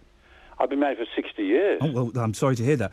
Do you think... No, I'm not sorry. Oh, it's a good thing. Again tomorrow. We've had a great life. Good for you. Well, good for you. But how does the fact that now 2 blokes can get married, how does that change your marriage? It doesn't, does it? It doesn't change my marriage, and it doesn't change your marriage, Don. Your marriage is still as strong and as wonderful. It changes my thought about the marriage. They're allowed into my world something which is not natural. As far as I'm concerned, 2 men together or 2 women together, you can be friends. Now, I've got men friends and I've got female friends and everything else. But sexually, it would never cross my mind to think about them in that way. But it doesn't have to... But that's the beauty of it, Don. Because they can get married now... No, there isn't any beauty in it. It doesn't have... still doesn't have to cross your mind. Let it cross their mind and let them get on with it. It has been forced into my mind by this new idea that they can get married. Well, then try and let it soil and damage something which I thought let it out of your mind. To me. Don, let it stop obsessing about gay sex, please. Please, just let it go. Hang on, you brought it up, that's why I'm phoning. I know, and I appreciate you have, but you're saying you can't get it out of your mind. Please try and get gay sex out of your mind. Go and have a nice cup of tea and a biscuit. Go on. I'm going to, don't worry. Don, but, I mean, it's been pushed into my mind this morning because it's infringed. on an area which I think is rather important to Don, me. listen, you love your missus, she loves you. Of course I Your do. marriage is just as wonderful as it was 12 hours ago. Enjoy it. I've got to go. Thank you very much, Don in Erdington. He can't get gay sex out of his mind. 03453 009956. Cliff, stay there, be with you in a second. It's BBC WM 95.6. Let's get the travel news now. Here's Liz. Thank you very much, Ian. As you head to the M5, it is looking rather congested, snarled up a bit again in the roadworks between 5 and 4A. The Droitwich exit to the M42 interchange, particularly on the northbound side, so you've got lane and speed restrictions in both directions, so just be aware of that. Now, there are problems further up the M6. As you make your way towards the Thowell Viaduct, there was a lane shut as a car had broken down. Now, that's up around 20 and 21. A little far away, you might think, but if you are a Villa fan heading to Manchester United, you might want to be aware of that because you really should get a rig along with the kick-off at 12:45. Other than that problem on the M6, which is just about clearing, as I say, around the Thowell Viaduct, the M62, the M602 are both looking okay so far. A bit closer to home around Bordesley Circus is looking rather heavy going in Birmingham, rather congested as well. And as you head to the A38, parts of that going in and around Bromsgrove, a little bit busy as well. If you can update us, call BBC WM 95.6 Travel 08453 002288. We're talking to Victor from Redditch. You are an innocent man who has been wronged by the system. I can't even open a bank account with the few pounds that I have because all my identification is out of date. Mornings with Adrian Goldberg. He's just been telling me he spent his first Christmas at Liberty for 17 years on his own. Hello. Hello, Deborah. You, I think, represent a housing association, is that right? Basically, we put vulnerable people into living accommodation. I think that's a very generous offer. I wish to thank her for calling in. It's a pleasure. I wish him all the best. Thank you. Bye-bye. I'm so touched by that. Deborah's just picking up the phone and offering help. Adrian Goldberg. Monday to Friday. 9 till 12. On BBC WM 95.6. He's good, Adrian. You're very lucky to have him. He's good. Now, listen, we producer Joe and myself discussed this morning whether to talk about gay marriage. We kind of thought, no, we won't do it. Then we'll do a little nod towards it. And then we saw this quote from David Cameron saying that Britain is now a better place because of the legalisation of gay marriage. So we thought, we'll go with it. We know it's been done to death, but we'll go with it, and it's a big day. It's a historic day. And I'm kind of glad we did, because the phones have gone bonkers. 03453 009956. Very simple question. Do you think Britain is a better or a worse place because of the legalisation of gay marriage? The last caller there, well, he feels odd. He feels queer. He feels strange because he woke up this morning feeling different, he claims, because of the legalisation of gay marriage. But it doesn't affect everybody, does it? How is it impacting on your life? 03453 009956. We'll talk about being fat and happy soon. Can you be both? Let me do some of these texts. 81333, starting the text WM. Ian, I believe the change in the law to allow gay marriage makes Britain a better place. I see it as a celebration of love. Isn't there too much hatred in this world? Many objectors profess to be Christians, but God is not a Christian. God is a loving father to Hindus, Muslims, Buddhists, a God to all faiths. He loves us all unconditionally. God is love. His blessing is on everyone getting married today. Stephen Wolves, in my opinion, the people who run the Church of England have let everybody who believe in God Almighty down extremely, including the idiots who run the country. The Church of England is no longer a church, house of God. My request to everyone is to read the Bible. Put England's morals right. 10 years' time, I fear for my children. Steve, why is patriotism confused with bigotry? Britishness is all about being tolerant and compassionate and liberal. These bigots are preaching the antipathy of British patriotism. Must be nice to have a 2,000-year book of fairy stories to hide behind for those who claim to be Christian when it suits, yet preach the very opposite of compassionate religion. And there's a couple more. Let's go to Cliff in Tipton. Morning, Cliff. Good morning, Ian. Nice to talk to you again. Nice to have you on, Cliff. What would you like to say? Well, I think Britain is a far better place now. I think it's a fairer place instantly overnight, and I don't think I've ever heard such a load of tosh off some of your callers. Go on, what have you heard that's tosh? I mean, the chap who was obsessed with it, just. Yes. Now, no one's forcing him into this. He says that he's had it forced upon him. If you were on a desert island in the middle of the Pacific, as some of them should be, yes, and you didn't know it had happened, yes, would that automatically communicate it with your brain and change the atmosphere and send a storm cloud out to rain gains down on you? Right. Everybody has the capability of thinking for themselves. I think for myself. I've been with the same person now for 37 years. In that time, some couples have most likely remarried 4, 5, 6 times. They marry for the wrong reasons. They marry because they think it's the right thing to do. Yep. They marry because they want to get all the gifts and the celebrations and the glitziness. And I saw something on the television here the other night. 3 young chaps were planning a marriage. The girl wanted to go to a castle. She had bright red hair and tattoos up her arm. The other lads had shorts on, tattoos, stars, and God knows what on their faces. And they fell out about whether they wanted a rock wedding or whether they wanted to go. I forget what it was called, but it was just it was ridiculous, to be quite honest. But I would say to all those who argue from a Christian point of view that there are other viewpoints out there.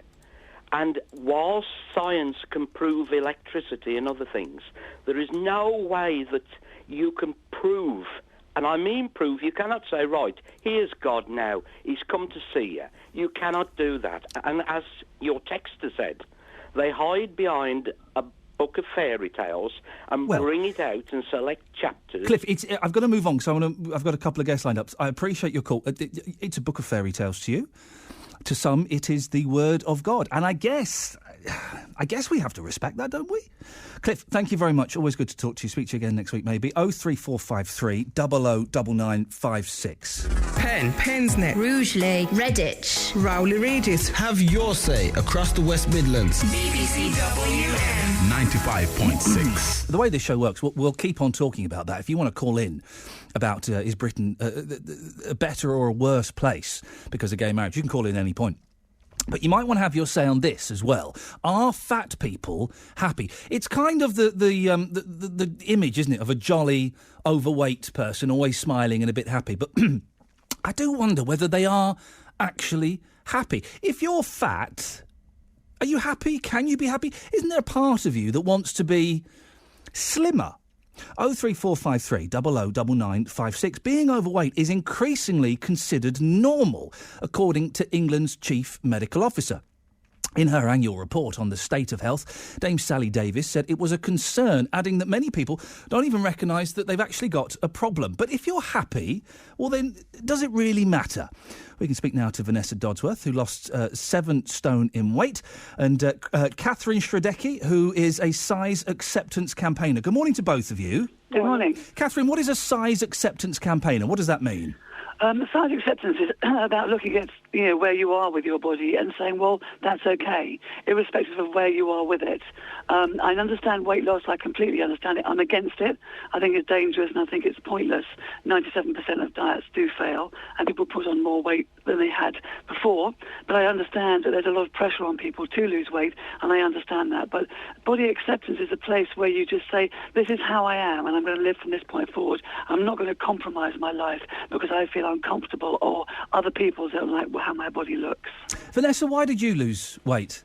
I lost weight. There was medical reasons, but also I just wasn't happy within myself. I didn't feel accepted. I was stared at. You can't buy clothes in shops. You feel an outcast when you're larger. And how did you lost 7 stone? How did you manage to do that? I did it through Weight Watchers. And over what period? Over what period of time? It took me just under 2 years. Okay. I lost it at a nice, steady, healthy rate. And have you managed to keep it off? Catherine, they're suggesting that a lot of people put weight back on. Have you managed to keep that weight off? Yeah, I'm coming up to nearly 2 years now. I've lost all the weight. I kind of took it on. It was a healthy eating plan rather than a diet. Yeah. And that's how I took it on. And I do now eat healthily. I mean, my whole family eat the same because it is just healthy eating. And I took on exercise as well. Catherine, what do you make of Vanessa's story? I think that's great. I'd give her great congratulations. It's very difficult. Losing weight is extremely hard. It's a fantastic story. I really appreciate that she's come on and willing to talk about it. But it's not everyone's story. Most people do put on weight, unfortunately, after they've lost it again. It's a kind of a yo-yo, what we call yo-yo dieting, where you go up and down. And actually, that's the most dangerous state to be in. So I think it's fantastic if somebody can do it. That's great. But I think the trying of it, what bothers me about it is that you live in a constant place of disapproval, of trying to improve yourself. And I don't know, I just think this is a bit of a waste of a time for anyone. I think that we are as we are, and we've got to live every day as it comes, and every day can be wonderful, irrespective of what size your body is. And the message that's out there that somehow life is incredibly improved if you've lost some weight is not always true for everybody. But it's unhealthy. Being fat is unhealthy, isn't it? Being fat is unhealthy. No, I wouldn't go that far. I don't think at all. I think you've got to look at. No, you've got to look at who's producing the statistics that are showing that. There's an awful lot of money riding on the idea that we have to change ourselves, improve ourselves consistently, buy products of some description or other, even though only drugs from your GP, to improve who you are or how you look. And I think that for me is a big waste of time. I think that we are all different shapes and sizes. That's how we come. And we should appreciate where we are right now today and get out there and start living. But so are you saying that being, when I say fat, I mean, really fat. Are you saying that doesn't, for example, put a strain on your heart and leave you more open to heart disease? Well, interestingly enough, heart disease is prevalent throughout society. It's not necessarily the province of just a very large. I think equating thinness with health is a very dangerous precept. Oh no, I'm not doing that in the I'm not doing that in the slightest. I don't think. I understand that, but I'm just sort of throwing it out there to say that being thin doesn't always say right. Okay, I'm definitely going to be healthier if I'm thin. And the very thin, of course, we know there's a huge rise in anorexia. It's a big thing. That's another thing that really bothers me is how many younger people, how many young girls are really spending an awful lot of time obsessed about their appearance and determined to be thinner and thinner and thinner and look like some icon that's out there who says that this is the way you should look. And I would like to get back into a level of body confidence where everyone feels okay about themselves. Losing weight is a choice, and I completely understand it. But there is a life apart from deciding you're going to constantly improve yourself and have surgery and all those different things that people have to try and make them look something different to how they are. Vanessa, you didn't have surgery to lose weight, did you? You just changed your lifestyle. I did. I changed my lifestyle. Just literally went from portion control, because I did overeat, and I had a bit of everything that I wanted. Nothing was restricted. Yeah. But it was just learning not to binge on the food and enjoying the food rather than actually just eating it. It must have been. That must have been difficult. It sounds easy, but it must have been hard. There was times when it was hard. Yeah. And I still live at Christmas. I eat like everybody else does at Christmas, and times like that. But you get used to it. It's not it's not a diet. This is the thing. It isn't a diet. You're not restricted.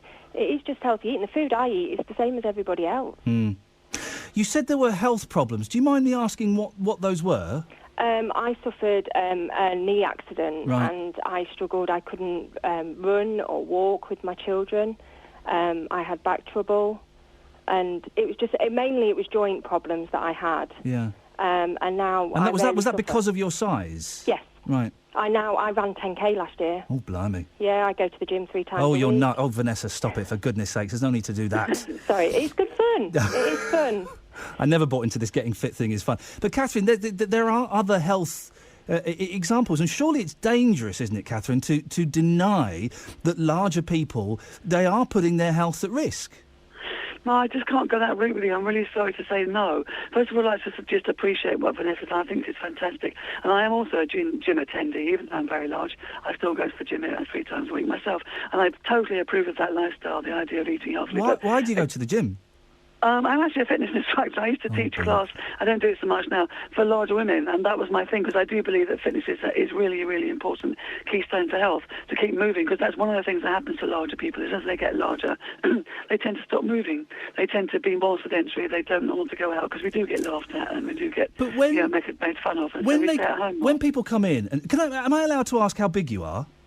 I don't really know, to be honest with you. Weighing myself is not something I'm into. But what kind of size? I am large. I'm definitely very large. What size dress would you be? Because that might mean something to some of the listeners. That varies depending on what shop I go in. But I could be anything from a 22 to a 28 or even a 30 in some shops. Because that's big, isn't it? That is big. Yeah, I'm big. Yeah, absolutely. When people see a size 28 fitness instructor, yeah, what do they say?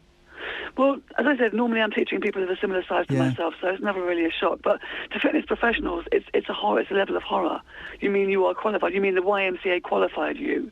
How? Why? It sort of turns their world upside down. Whereas you can be fit and large. I mean, half the rugby team is classified as obese, the England rugby team. You know, we've got to look at, you know, the reality of what people are actually, you know, the way we're living, not just what this mythical ideal is and how this ideal...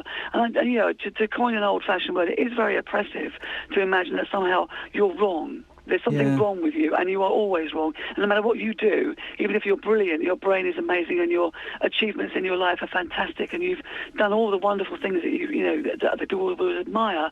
What people see on the street is still a fat person, and that means you're a loser.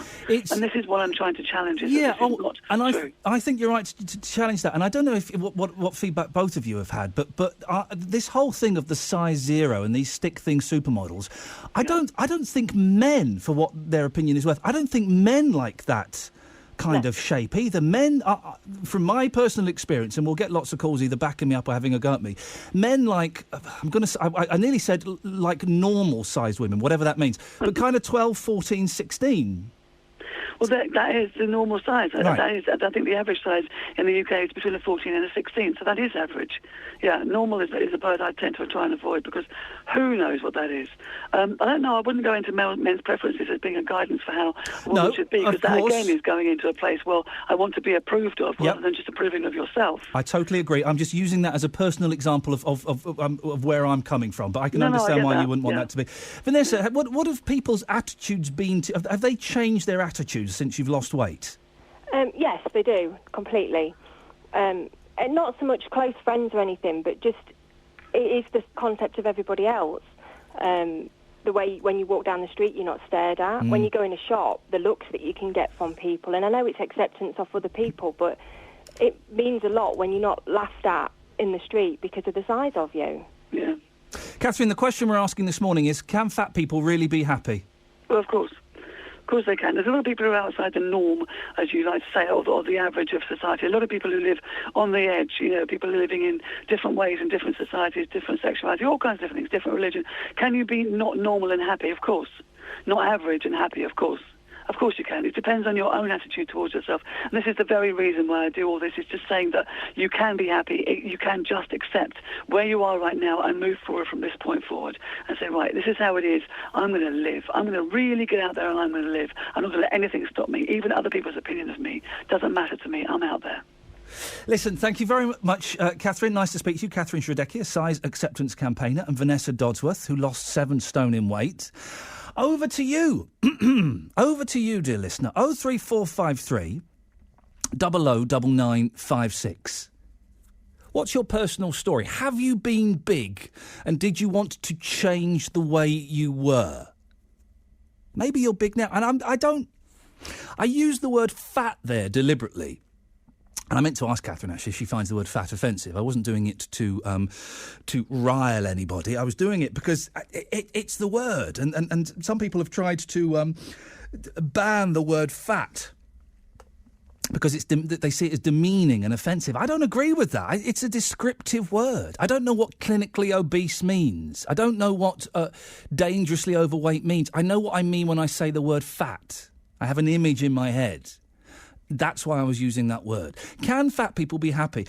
And Catherine made some interesting points there. She disputes that being fat is necessarily unhealthy. Now, while I agree that being slim doesn't necessarily guarantee that you are healthy, surely being fat is an unhealthy way to live, and it is a bad example to set, isn't it? 03453 009956. Lee's on the M40. Morning, Lee. Morning, how are you? I'm good show, by the way. Thank you, Lee. We're getting away with it. Now, what would you like to say? I'd like to say there's a couple of things I'd like to point out. One, you cannot be fat and be healthy. Physically impossible. Okay. The body skeleton is designed for it. Yes, there is people who are big, but they're naturally built big by skeleton frame, and they don't carry fat. They're just scaled up. We're all different scales. And fat people, it's a horrible word, but it's precise word. So you're saying that fat people are putting their skeleton at risk? Well, they put everything at risk, all the joints, everything. They're carrying weight. Would you walk around with a bag of potatoes on your back? No. But the average person claims that they're losing weight, and I can't see it because the world's getting fatter. Do you think that they can be happy and fat? No, definitely not. If you look at anybody who's large, let's say, before we get too offensive with it, they all seem to struggle to walk, to do things, to help sufferers. They're restricted in what they can do. If you go to a medic on an airline, they're charging you by weight, not by seat no more. And they cannot be happy. They make out they're happy, but they're not. If they are happy, why is Weight Watchers so busy? Lee, stay there, because Luke's in Sutton Coldfield. Luke? How you doing? Yeah, I'm fine, thanks. Luke, how big are you? I'm 18 stone. And what height are you? 6 foot. Okay, so you're a big lad. Are you happy? I'm over the moon, and so's the missus as well, because when it's getting cold in the winter, I'm a hot water bottle. Oh, blimey. Luke, Lee says you can't be happy, Luke. Well, technically, I go to, every so often, I weigh myself on a BMI check on a certain machine in one of the high street stores, and it says that I'm clinically obese. My BMI is 33.4, something like that. I weighed myself a couple of days ago. Okay, I don't know what that means. Oh, well, I think if you're 18.5 to 25, your ideal weight. 25 to 30 is overweight. Over 30 is obese. Now, to look at me, you know, you wouldn't think Don't say it's all muscle, Luke. Don't say it. Because I'm not buying that. Oh, well. Most of it's muscle, apart from the little beer belly that I grow over the weekend. But, Lee, you know, I think I earned that over the week. Lee, anyway. Luke says he's happy. I'm happy. He's not fat, though. As he said, his height and his weight put him in a position where he could exercise, run, walk, not out of breath. Well, that's not fat. That's just a large person. Yeah, but you're saying that people are built large boned, and you can still be a big. But the machine says that I'm obese. So there are a lot of statistics out there what are wrong. You know, it doesn't really take into consideration. Like that lady said, she was a size 20-odd, 24, something like that. Yeah, she never gave a height. No, well, she was a size 28. She's not going to be 8'4", is she? No, that's the thing. You can get somebody who's 5 foot tall, 5 foot wide. To me, that's overweight.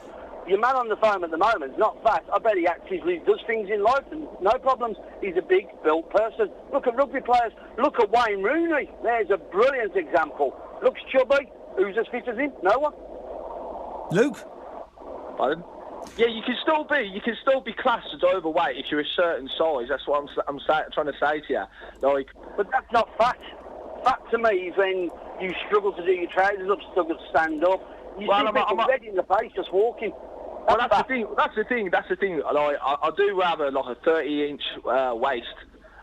So to be fair, you know, when you're trying to ask for a 30-inch waist in some shops, people do tend to think, oh, you're a bit of a fat bugger, like. But they do tend to think that. But as I said, but as I say, statistically wise, it does say that you're overweight. So there's people out there who may be happy in life, right? Like as I am. But as soon as you go to one of these machines or you go to your doctor and they turn around and say, well, technically, it's all about technicalities here. Technically, you're overweight. You know, half the statistics that you're listening about and hearing about aren't really true. You know what I mean? And yeah, that's it basically. That's all I've got to say. Luke, listen, I appreciate your time. I'm going to let you go. Thank you very much. Luke is big and happy. Is he fat? I'm not totally sure. Lee, listen, while I've got you on, do you mind if I play you a little bit of music and get your opinion on it? You carry on. Bless you, brother.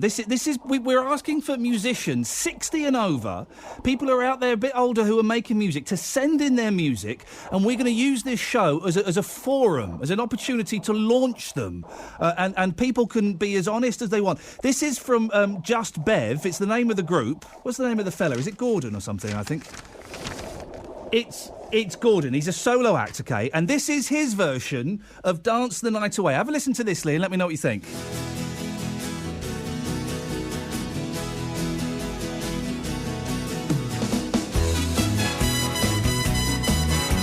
Hey, it's good so far, isn't it? Here we go. I know. Let's see what the singing's like. Hang on.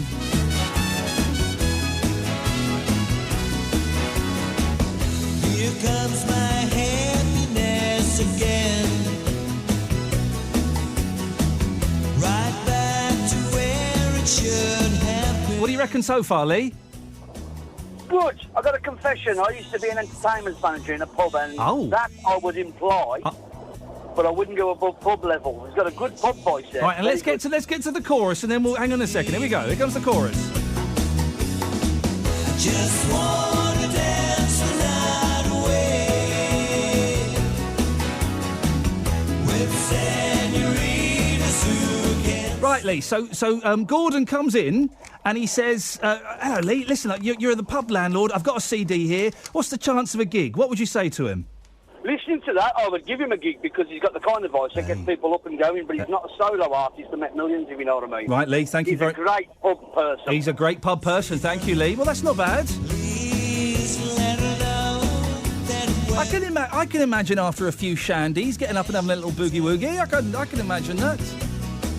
Okay, we'll play a bit more of that later on. We've got maybe we'll have a ballad later on, shall we? A little bit later on. 03453 009956. If you want to play it being Simon Cowell, you're more than welcome to. What did you reckon to Gordon's music? We'll get Gordon on a bit later on. So it's been quite positive so far. It's all been quite positive. And if you are an older musician, all these youngsters, they've got like BBC Introducing and the X Factor and The Voice and all of this nonsense. Let's do something for the listeners to BBC WM 95.6 who are perhaps a little bit more mature, shall we? A little bit older. If you're 60 plus and you're a singer or you're a musician or you're in a band or whatever it is you do, you can either post me a CD, we'll give out the address before the end of the show, or you can send me an email, iain.lee, IAIN, .LEE, at bbc.co.uk with a few details, and we will try and play your song. You can give me a call. Can you be fat and happy? We spoke to one guest who seems to think that you can't do it. And one expert who thinks, well, hang on, if you're fat, it's fine. There's no health problem. It's wonderful. You can be very, very happy. 03453 009956. But before that, Katie's in Birmingham City Centre. Morning, Katie. Katie, what's the weather like in Birmingham City Centre at the moment? Sunny, nice and sunny this morning. Beautiful. The sun's shining. It's good. That's what we want. What have you got for me this morning? Oh, God, some of your listeners this morning and the people that have been phoning in, I've sat at my kitchen table listening and I've just been shaking with anger. Go on. I'm really, really happy. It's really upset me. Last night I went to the Pride Ball at the IC, the last one ever they're going to do. An amazing evening. I am a straight Catholic woman. I'm married. I've got a child. But last night I was out with gay friends who were just celebrating who they are, what they are, and it was amazing. At midnight, we all raised a toast to the fact that they now can join together, they love each other, and can now go and get married and live together wonderfully, and have the same privilege that I have. I chose to get married because I loved my husband. What is so different about two men wanting to get married because they love each other, or two women wanting to get married because they love each other? It really angers me to hear some of the things coming out of your listeners' mouths. Some of the listeners and some of the experts we've had on says it's demeaning. It changes the historic definition of marriage, and that's wrong. No. That argument is beyond ridiculous. I am married. I wanted to get married. I wanted to marry my husband simply because I loved him. No, not because we wanted to procreate. Not because it was not for social reasons, nothing. It was because I loved him and I wanted to spend the rest of my life with him. And I do not know how that is any different for anybody else. I struggle to put doing this thing, I'm supposed to be vaguely impartial, and I struggle with the impartiality on this one because, in my eyes, they're not going to be ramming it down my throat. It's two people saying, do you know what? We love each other so much, we're prepared to celebrate this in front of our friends, in front of our God, if that's what we believe in. Yeah, last night, I was at the Pride Ball last night, and it was such an example of being in a room. It was fun, it was joyous, we were dancing, we were laughing, it was fantastic. It wasn't debauchery, it wasn't a mass orgy, which I expect some of your listeners probably would have thought it was. Yep. It was fantastic. It was a celebration of people and people living exactly how they want to live and living good lives, Katie, regardless of who they love. Katie, can you stay there for a second? Because I've got to go to the travel. I'd like to talk to you a little bit more. 03453 009956 is the phone number. Is Britain a better or a worse place now that gays are allowed legally to get married? We'll speak to Katie and to Doreen and possibly to you as well in a second. But right now, it's BBC WM 95.6. Let's get the travel news with Liz. Thank you, Ian. As you make your way onto the M5 going south, it's struggling, particularly southbound in the roadworks. Northbound has been busy as well, 4A to 5, the M42 to the Droitwich exit. There are roadworks which continue around there, which is the reason why it's slow. You have narrow lanes and speed restrictions in place.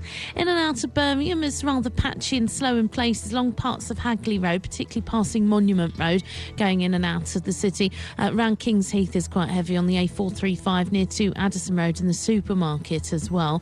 It's looking better around Bawdsley Circus currently. It's picked up for the moment around Rotten Park on the A457 towards Icknield Port Road. Now, your match day travel, obviously, if you're a Villa fan, you should have long since gone and arrived in Manchester. But if you're a Wolves fan, you're heading off down towards, you're going down towards Milton Keynes for this afternoon's game. So you will find it's a clear run so far on both the M6 and then onto the M1. No problems to report there. It's going to take you about an hour and a half. Still delays about 15 minutes on trains between Birmingham New Street and Lichfield because of a signalling problem at Four Oaks. If you can update us, 08453 002288. The voice of Birmingham and the Black Country. So, let's be proud of Birmingham. We're Brummies. We make things. You should have a radio show of your own. Pete Morgan. Paul Franks. Is that because they're troublemakers? First of all, it was freezing, and a lot of people probably... So they wear a face mask because it's freezing? Luckily, I've got good neighbours. How are yours? My neighbours are very nice too, I'm happy to say. I wonder what they'd say about you. I hope they'd say the same thing. Danny Kelly. Adrian Goldberg. Very passionate call, legalised criminals. That's a bit strong, isn't it? Caroline Martin. Don't give me half crown. Get some pig trotters and a hot. Oh, we'll share a pork pie, Joe. I'll come round. I'll have the pastry. You can have the meat and jelly. Job's a good one. The voice of Birmingham and the Black Country. BBC WM 95.6. Lots to talk about this morning. Can you be fat and happy? 03453 009956. And also, is Britain better or worse now that it's legal for gays to marry? Before the break, we were speaking to Katie. Katie, you went to the Gay Pride Ball last night. Yep.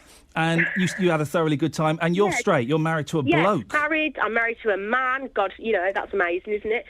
Married to a man. I've got a little girl. Happily married. But went along yesterday with some friends and had an amazing time. And it was amazing, and it was a celebration, and it was a celebration of the lives that they lead. And these are, these people aren't freaks. And some of your callers this morning have really, really upset me. Really upset me. Katie, stay there because Doreen's in Erdington. Morning, Doreen. Hello. I can't remember. I know it's Lee. I can't remember. Ian. Anything will do. Just don't call me darling. Now, Doreen, Katie is a big fan and she's got the thumbs up for the gay marriage. Is Britain... I think they had the civil partnership and they've had the inch and they want the yard, and I don't agree with it. The next thing you'll see a man going down the aisle in a white wedding dress. They'll push to have it in church, and I don't agree with it. And whatever you say, it's an unnatural. If it was natural, we'd all be born the same. We wouldn't have different parts. And I don't care what you say, and I don't like it on in soaps on television. What they do inside their house, do what they like, same as I can do what I like. I don't like it when on soaps when you see meet somebody and go straight upstairs to bed. I don't like that either. So it's not just the homosexual. I just don't like that. Katie? That's me. Katie? I know people. I know some gays and they're all right, but I don't want it put in my face. So you know some gays and they're all right. Yes, so would you but I class them as don't. your friends, Doreen? Because I'm sure if they're listening to this morning, you probably won't be friends with them after today. Well, yes, but what they do inside their house, I don't want it put in my face. And I don't Doreen, that's so sad. I work with so many gay people, and no one puts it in my face. Well, I'll tell you this: if they were all gay, there'd be none of us here. Oh, Doreen, there have been gay people since the beginning of time, and you are well, we know crazy. they have. Crazy. I don't agree with them being put in prison and things like that, but I think that it's like everything else.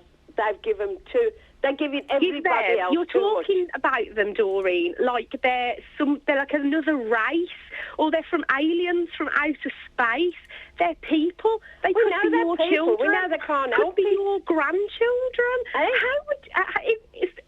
Have you got children or grandchildren? I've got children. What if one came home, Doreen, and You'd said, have to accept Mom, it, but I'm gay. You would have Listen, to I wouldn't accept have them it. sleeping in my house with another woman or another man. I'll tell you that under my roof. But neither would I So let they my wouldn't be daughter... able...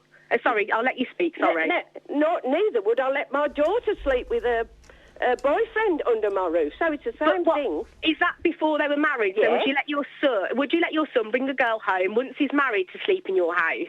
That's different, yes. So, no, it's not different, Doreen, because once a man and a woman, once two men get married or two women can get married, if that was your daughter, then you'd have to let them sleep in your house. That they had the civil partnership and now they want more. And marriage is forever, you say. I think it's between a man and a woman. It is forever, yes. And so are you saying that gay men who get married and gay women that get married aren't getting married forever? How can you What's the say difference that? between them having a civil partnership and us having a marriage? Because it's not the same privilege that I have.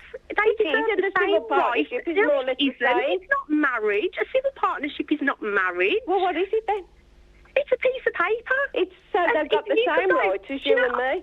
No, they have. A civil partnership is very different to a marriage. They can go to a church now and get married by a priest that will let them get married. Or Well, I don't agree with that. No, it's just Not in a church. behind. They can go up the register office, but not in a church. So sad. No, so we sad. are. We're all different. We are. Thank God, Doreen, that we're all different.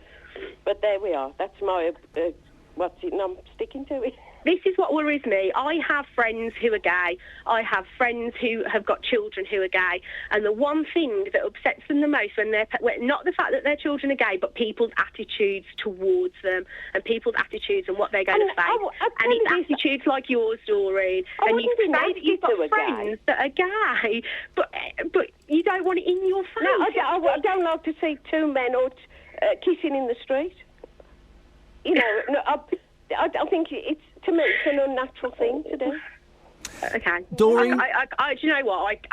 That's how you feel, and that is absolutely fine, because that is your opinion, and that is why we live in such a fantastic country, because everyone is allowed freedom of speech and allowed to live their life the way that they do. So at midnight last night, an amazing thing happened for our society, as far as I'm concerned. Well, I bet if they'd have put it to the country, they wouldn't have got it. Doreen, Katie, we'll have to end it there. Thank you very much indeed. 03453 009956. The voice of Birmingham in the Black Country. BBC WM 95.6. I've kind of been asking you this morning. Producer Joe and I, we were so unsure whether to do the gay marriage thing. I'm glad we did in the end. It turns out that a lot of you wanted to talk about it. I know it's been covered a lot. We weren't going to do it, then we were going to do a tiny thing, and then Joe found the line about David Cameron saying Britain's a better place, and so we thought we'd go with that, and we thought about it long and hard. I also gave you the option right at the start of the show. Right, you're the producer. What would you do instead? What else could we have led with on today's show? The front pages of the newspapers. What other stories have they got apart from gay marriage? Cabinet Minister abused expenses. Most expensive free school in Britain. Invasion of the German rats. I caught TB from my pet kitten. Do you know what I mean? There's not a lot. So I've said to you, right, you're the producer. What would you put on the show today? Michael has emailed him, iain.lee@bbc.co.uk. We've had 48 hours of wall-to-wall coverage on this subject. You asked earlier what topics of discussion the programme should cover, if not this. How about? He's given me some examples. Let's go through them. The number of people in this country who, after working all week, can't feed themselves and pay for housing and have to resort to food banks. We did that about 4 weeks ago, I think, Michael. And unless there's a different angle on that, which I've not spotted, wouldn't want to do that again. The huge problem of insurance fraud, meaning that your listeners in the inner city of Birmingham are paying amongst the highest premiums for car insurance in the country. Bit dull. Syria? Really? Michael, you want us to talk about Syria on a local BBC radio station? I'll be honest, listen, important, dull. Being frank, the Ukraine and Russia, oh, really? Is that what you want between 9 and 12 on a Saturday? Because if it is, I'm obviously in the wrong place. This subject is on a par with fox hunting. OK. All the parties adopted this policy and are jostling for the middle. He then goes on to write 2 long paragraphs about gay marriage. I mean, Ukraine important, Syria important, but really, what am I? Some bloke who used to be on the telly. How am I going to advance the argument? What am I going to do? Better suggestions, please. It's not that easy, is it, being a producer of a BBC phone-in show? It's not that easy. 03453 009956 is the telephone number if you want to give us a call. Now, here's something. Sell-by dates. Are you a fan of sell-by dates? Do you abide by them? Are you... Well, my mum has two philosophies on sell-by dates. If it's in a tin, she'll keep it for 40 years. If it's something else, she'll get rid of it the day it goes out of date. Well, there's one cafe in Leeds that is bucking the trend. Ed Colbert's on the line. Morning, Ed. Morning, how you doing? Yeah, I'm fine, thank you, Ed. Sell-by dates, what's your attitude towards them? The way we see it is if you've got some food which is within its sell-by date and you can see that it's going off, even though you've been told that you should be all right for another week or so, use your sight, your nose, and you decide whether or not to eat that. And we apply that in the same way to things which have supposedly gone by their sell-by date. But the most important thing to recognise is that is a sell-by date. That's a mechanism to show the staff in the supermarket that they need to sell it by a certain point. And it's just about its sellability, not its edibility. So tell me about the Real Junk Food Project. What is that? The project's started in Leeds, and we're basically working to abolish food waste alongside a lot of other initiatives around the world working in the same region as food waste. But what we're doing is doing it a sort of different way, running a cafe on a pay-as-you-feel basis, where we only use food waste, surplus food that's gone past these dates that we're talking about, turn into delicious meals, and people can then purchase that depending on how whether they're able to pay for the food or not, and then what they value the food at in a different way to just being assigned any old price. Is there no danger? Because listen, I will eat pretty much anything any day. The only thing that makes me hesitant around this, Ed, is I once had some really fizzy coleslaw. This coleslaw, it literally 20 minutes after the sell-by day went, it went all fizzy. And so I'm a little bit reticent to use food that's past its date. Yeah, so, I mean, it's really important to look at what kind of dates you're talking about. So sell-by dates, best before dates, use-by dates. Oh, yeah. And they all change. The sell-by date, as I say, really is all about how well that product can be sold at that point, which normally is it's sold because it's only got a few more days left. And you have to assess it on a case-by-case basis, as you would in any restaurant facility. When you get all your supplies through, you see it, and if it's on the turn or if it doesn't look right, you just don't use it. And we compost anything like that. So in the case of your coleslaw, we would open the pot, immediately know that it's fizzy, it pops out, and then we just say, right, that's off the menu, we don't use that. And how does in the case... Go on, sorry. Go on. I was going to say, in the case of a similar coleslaw, that you open it and it's absolutely fine, it smells fine, doesn't pop, doesn't fizz, then we know it's absolutely safe to use. Is there like a health and safety issue? Are you being strictly monitored by the authorities? We strictly monitor ourselves, so we've got all due diligence in place. We record everything that we have, its sources that it comes from, and we do regular heat checks on all of our food. So everything's in place to make sure that, like any other restaurant, we are completely responsible. We know what we're putting on the plate, and we know that it's safe. And this is happening in Leeds. Have you got plans to bring this to the rest of the country, to the West Midlands? Yeah, we'd love to. So we started off in Leeds. We're in Armley at the moment. And we're looking at the moment to expand to Manchester and basically take it beyond. We want to hopefully do one of these in every major location because we think there's such a huge demand for it, and the problem with food waste is such a big problem. Ed, I appreciate your time. I wish you the very best of luck. Ed Colbert, co-director of the Real Junk Food Project. Over to you, 03453 009956. Are you a slave to the sell-by dates and the best-by dates? I don't really... the sell-by date... I'll eat anything after the sell-by date. The best buy, I will tend to have a go. I say my experience with fizzy coleslaw, that's my... Before that, I would just shove anything in my mouth, steady. But the fizzy coleslaw... Well, back to the other thing. But the fizzy coleslaw was the thing that made me go, ooh, and be a little bit hesitant around it. How does it work in your fridge? Can we find the person who's got the oldest food? That might be a way of doing this, actually. Have a look in your fridge and in your cupboards. What's the oldest food? My mum, bless her, when she lived in her own house, she would have tins of peas pudding from the 1960s. I don't even know what peas pudding is, and yet she would have it. We always ended up taking a tin of peas pudding to the Harvest Festival at school.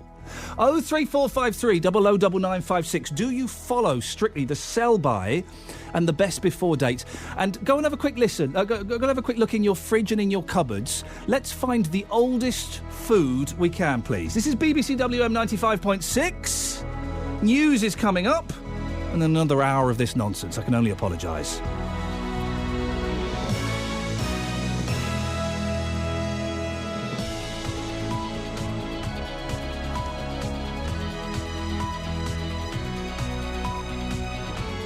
The voice of Birmingham and the Black Country. BBC WM 95.6.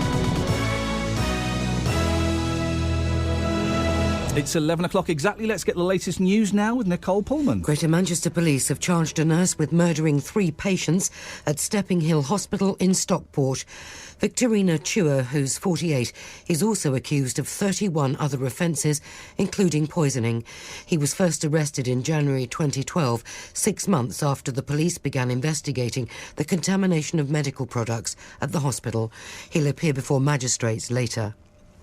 Same-sex marriage became legal at midnight, and gay couples have been taking part in early morning wedding ceremonies. David Cameron said the change makes Britain a better place.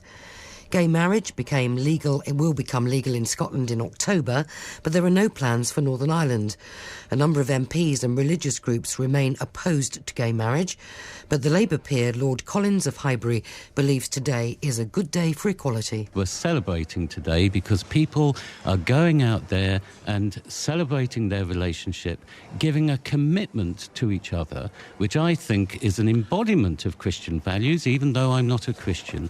So I'm very happy today, and I'm not going to allow intolerance to sort of dampen down our enthusiasm. The family of West Brom legend Jeff Astle are asking fans to applaud for a minute during today's home game against Cardiff. Astle died 12 years ago from brain trauma, which a coroner ruled was caused by heading heavy leather footballs. He was 59. His daughter Dawn has been talking to BBC WM ahead of today's game. We do realise that, as much as it's been in the national press, local press, there still may be hundreds, if not thousands, of West Brom fans who actually don't know about what we're asking. So my sister Claire and I decided we were going to print 30,000 flyers. Sport, and the first of 2 commentary matches here on BBC WM 95.6 this afternoon sees Aston Villa up against Manchester United at Old Trafford. Villa will want to add to United's recent misery by bouncing back from last week's 4-1 defeat at home to Stoke. It's a 12:45 kick-off. Our build-up begins at midday. It's 6 months this week since Blues last won a home league game, and today they're hosting Bournemouth at St Andrews. There'll be commentary on BBC WM DAB in Birmingham from 3 o'clock. The weather, a fine, dry day today with plenty of warm, hazy sunshine and a top temperature of 18 Celsius, 64 Fahrenheit. Staying dry tonight, and it'll be mild overnight, with the temperatures falling no lower than 6 Celsius, 43 Fahrenheit. And tomorrow, another warm, dry and sunny day with the temperature slightly warmer than today. BBC WM 95.6 News. There's more online at bbc.co.uk/WM. The voice. The voice. The voice. The voice of Birmingham and the Black Country. They have kids and they want somebody else to keep them. Social services shouldn't exist. I know quite a few people that have had pay cuts in their wages just to hang on to their job. Iain Lee, Saturdays 9 till 12. BBC WM 95.6. Morning. Thank you very much, Nicole. It's been a busy morning so far. There's another 56 minutes of this nonsense left before Daz comes in and does his thing. Lots to talk about. What have we been talking about so far? Well, gay men and gay women have been allowed to legally get married for the last 11 hours and 4 minutes. How's it impacted on your life? We had one guy call in who phoned up and he said he felt different this morning because of it. He thinks it's worse for Britain. Well, is Britain a better or a worse place now that gays can marry 03453 009956? Sell by dates, best by dates, use by dates. Do you live by them, or are you kind of a little bit fluid and you see how things go? Can we find the person, please, with the oldest food in their fridge or in their cupboards? The thing I don't get about best by dates is, what if you freeze the food then when is the best by day? If I freeze milk occasionally, yeah, I know. But then, how does that work? And also, can you be fat and happy? Well, earlier on in the show, we talked about this. I'd love to get your thoughts. 03453 009956 is the telephone number. We spoke to size acceptance campaigner Catherine Shredecki, followed by Vanessa Dodsworth, who lost 7 stone in weight. This is what they had to say. Size acceptance is about looking at where you are with your body and saying, well, that's okay, irrespective of where you are with it. I understand weight loss. I completely understand it. I'm against it. I think it's dangerous and I think it's pointless. I lost weight. There was medical reasons, but also I just wasn't happy within myself. I didn't feel accepted. I was stared at. You can't buy clothes in shops. You feel an outcast when you're larger. I'm 18 stone. Are you happy? I'm over the moon, and so's the missus as well, because when it's getting cold in the winter, I'm a hot water bottle. You cannot be fat and be healthy. Physically impossible. Fat people, it's a horrible word, but it's precise. Well, that's some of the thoughts earlier. What are your thoughts? 03453 009956 81333. Start your text WM, or you can email iain.lee@bbc.co.uk. Size acceptance is about we just had that. I do apologise. Where you are with your body and saying, well, that's okay. There we go. There we go. No, it was all going smoothly. We can do the intro again. Should we do the intro again? No, don't put your thumbs down, for goodness sakes. What you were supposed to hear then was this. Have your say. Across the West Midlands. Call 03453 009956. There we go. BBC WM 95.6. There we go, you see. What that shows is, yes, I know I give across a sheen of perfection on the air, but I'm also a human being. And I too can make mistakes, although that technically wasn't my mistake. That was the mistake of producer Joe. Speaking of Joes, let's go to Joe in Star City. Morning, Joe. Hi, morning. Morning, Joe. What would you like to say? The whole concept of obesity, really. Yeah. My 11-year-old daughter was part of the national initiative in schools whereby they were being weighed and heights taken, etc. Oh, yes. And a few days later, I got a letter to say that she was clinically obese. Oh. Now, my daughter is 5'4". She plays sport. She's in a girls' football team. Yep. She's in a girls' hockey team. She plays cricket. And I said to her, I says, obviously I didn't talk about the results to her at all because I thought it was absolutely ridiculous and I was absolutely mortified. I says, what happened? She says, I walked in, they took 2 minutes to just weigh me and measure me. And I says, did they ask you anything about your lifestyle? And she went, no. And, I had to go into the teachers and I made a formal complaint as to, me receiving this letter and me sort of categorising or them categorising my daughter as obese, which is absolutely, completely wrong. And it's not about the weight and, the height, etc. It's about the lifestyle. And my daughter leads a very, very healthy lifestyle. And I just thought, how can you sort of take this seriously and not even ask about the lifestyle she lives? It was absolutely appalling and ridiculous. I'm going to ask a question, Joe, because I feel I have to. Was your daughter fat? No, not at all.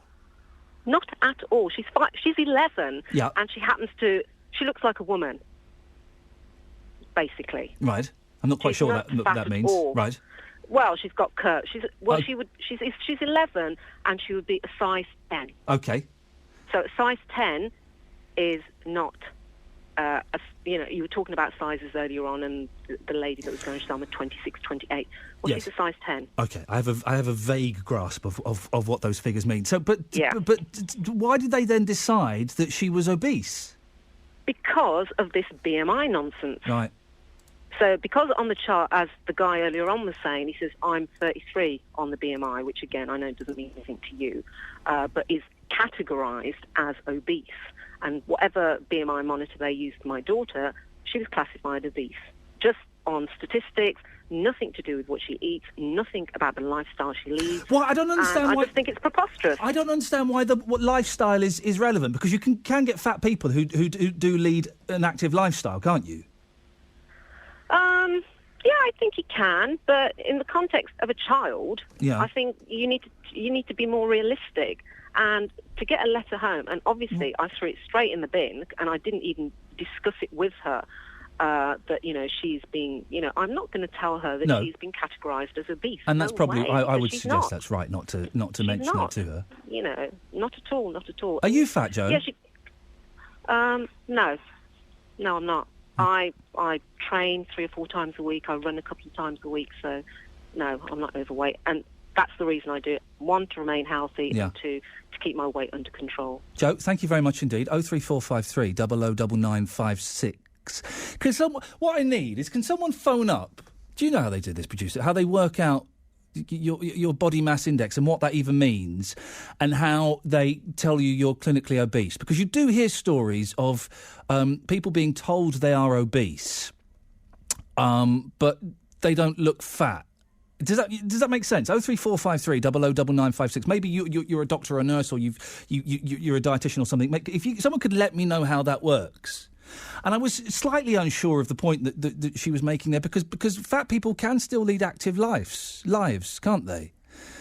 So I didn't quite get the relevance of that. 03453 009956. Roland's in King's Heath. Roland, do you know how they work out BMI and what that means? Well, yes, I do, actually, because I work as a physical therapist. The perfect, almost like we set it up, which we didn't, but go on then. What does it mean, first of all, and how do they do it? It takes your height, and then it takes your weight, and then by using those figures, it just basically decides if you've got too much body fat. But it just goes literally by weight to height ratio. That's all.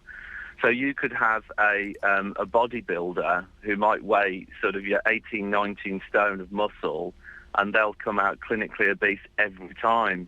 Every single professional rugby player out there will come up as clinically obese on a BMI index.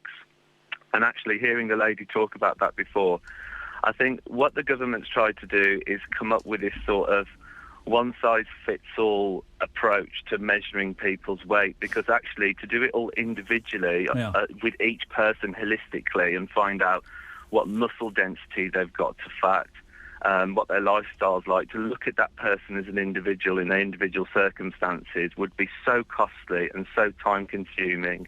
It's inconceivable to them. So they come up with this BMI, which can generally work for some of the population, but then there's quite a lot of the population on the fringe. What did you think to the last caller, whose 11-year-old daughter was told she was obese, and yet the mum was adamant that she wasn't?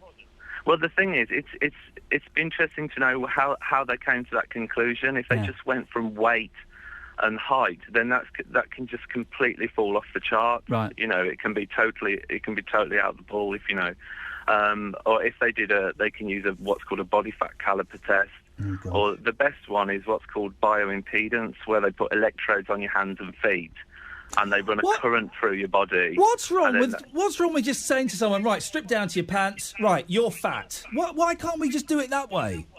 Because it's unless someone is massively, massively fat and they're just round, you know what I mean, and really big, it's easy to do.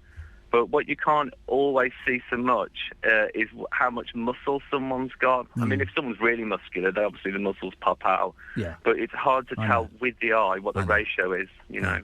Roland, how big are you? I'm about 18 stone. People usually guess me at 15 stone.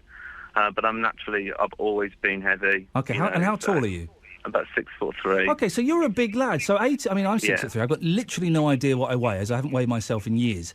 But I would imagine that 18 stone sits quite comfortably on a 6'3" frame. Yeah, I feel okay with it. No one ever sort of says I'm fat or anything. I'm quite fit. I do some karate and sports and stuff. I sometimes feel my stomach jug around a bit when I'm jogging, and I think, it would be nice to have that out the way, but it's not like it's impeding my happiness and well-being. Do you get this? How old are you, Roland? I'm 38. Oh, okay. Well, we're of a similar age. I'm 40. Do you get the moobs, the man boobs, jiggling around? Just slightly. I've started getting the my chest a lot, boobs jiggling around. A mixture of the two. Slightly muscular, slightly moody. It's sort of a bit unsure of itself. Mine is not. I can't. If I jog for the bus now, I have to hold my chest. I'm like Barbara Windsor going for a run or something. Maybe you could get a nice sports bra or something, like a West Midlands approved sports bra with a logo on. I think I might need to. Roland, I appreciate your time. Thank you. 03453 009956. Seriously, the last couple of years, I've always been really, really skinny, really slim. Then I stopped drinking 9.5 years ago, and bizarrely, I started putting on weight. Okay, so I get a little pot belly from time to time. Our next guest is going, what on earth am I doing on here? I've got a bit of a pot belly now, I know. But yeah, the last year, I would say, since I turned 39, 40, the moobs, they're there, and I can't deny it. To my youngest, my youngest lad now, if he gets into bed with me, he'll start whacking my chest going, Daddy's got fat boobies. And I can't disagree with him. I'm like, yeah, I have actually. And there's nothing, you can't get rid of them. Once they're there, you can't get rid of them. Or can you? 03453 009956. This is Iain Lee, BBC WM 95.6. It's 11:15. Let's get the travel news now. Here's Liz. We need to take you on a muddy runny, and that's what we need to do. Is that a Army euphemism? assault course? No, Army assault course. I did one of those a couple of weeks ago. So Why would I want to do anything as horrendous as an Army assault course? Oh no, it was good fun actually, but it will help you tone up those moobs of yours. So that's the thing. Give you a bit of a six-pack. Yeah, I think I'm just going to leave it as it is, Liz. But thank you anyway for the offer. No worries. You could just do sit-ups. That's a lot easier as well. Yeah, that's not going to happen either. Make your way around Birmingham this morning. It's a little bit busy in places. Pershaw Road started to snarl up a bit by the Belgrave interchange at the Middleway, part of the Ring Road, the A4540. And as you head along Hagley Road, that's busy in places. Still passing Monument Road is slow, but also it's busy around Five Ways Island as you approach that bit of the Middleway, the A4540. Round the roadworks at the Bearwood Road junction of Hagley Road is also looking rather heavy going. You're at temporary lights there. And in Dudley, it's slowing now around the Burnt Tree traffic lights. Better on the motorway, though. The M5 through the roadworks is looking OK currently as you head around junctions 4A and 5. And further along, 2 to 1, there was some debris in the carriageway between Albury and West Bromwich. That all has been sorted out. Now, just be mindful. The match day travel sees Wolves fans going off to Milton Keynes. Down the M6 and onto the M1 is looking OK. You've got a couple of home matches as well. West Brom are at home to Cardiff City. 3 o'clock kick-off at the Hawthorn, so expect delays around there. If you can update us, 08453 002288. Well, that's your fault, talking about moobs and things. No, you carried the conversation on a little bit longer than it needed to. I timed it perfectly. We're now out of... I was being selfless. Yeah, OK. Well, the music finished, and this is really awkward. You better keep talking or press a button then. I'll press a button. This is The Voice. I want us to play a little game. I'll give you 3 hours. Oh my Gordon Bennett, do you know what I found? Go on. And 5 clues. There's a clue here! There's a clue here, thank goodness for that! To find one person in the West Midlands. My heart hasn't pounded this fast since the first time I kissed my missus, to be honest with you. Crack the clues. Okay, I'm on my way. And you win. Yay! Well done, Emma! There's just one catch. He's speechless. I hate losing. Hunted is back with me, Richard Wilford, next Sunday morning from 9. BBC WM 95.6. I find that advert for that show genuinely upsetting. I do. It scares me. It makes me uncomfortable. It's the sort of thing, if I'd heard that as a youngster, I'd be upset and scared. So I suspect that BBC WM 95.6, don't pull that face, Producer Joe, I would. I suspect that the radio station will be getting complaints. And I back them 100%. Morning, this is Iain Lee, BBC WM 95.6, 03453 009956 is the phone number, here until midday. And then Daz is taking over. We'll find out a little bit later on exactly where he is. I want your driving disasters. The last 40 minutes of the show. Be keen to get your driving disasters. Things you've done that that have been awful, and you've managed to get away with it. The number of times I've driven the wrong way up one-way streets. I did it about a month ago in London. I was turning and I started driving up a one-way street. A very kindly cabbie gave me the signal that gave me a finger signal to imply it was one way. Did that? One way, it's one way, I think he was saying. OK, you've got that. Good. Well, what's happened to you? 03453 009956. The reason we're talking about it, incredible story about a woman who admitted drunkenly driving the wrong way on a motorway for 4 miles. Guess how long she got in prison? Go on.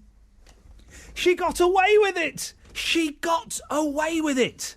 Katie Homer from Hales Owen was stopped by police near Junction 1 of the M5 at West Bromwich.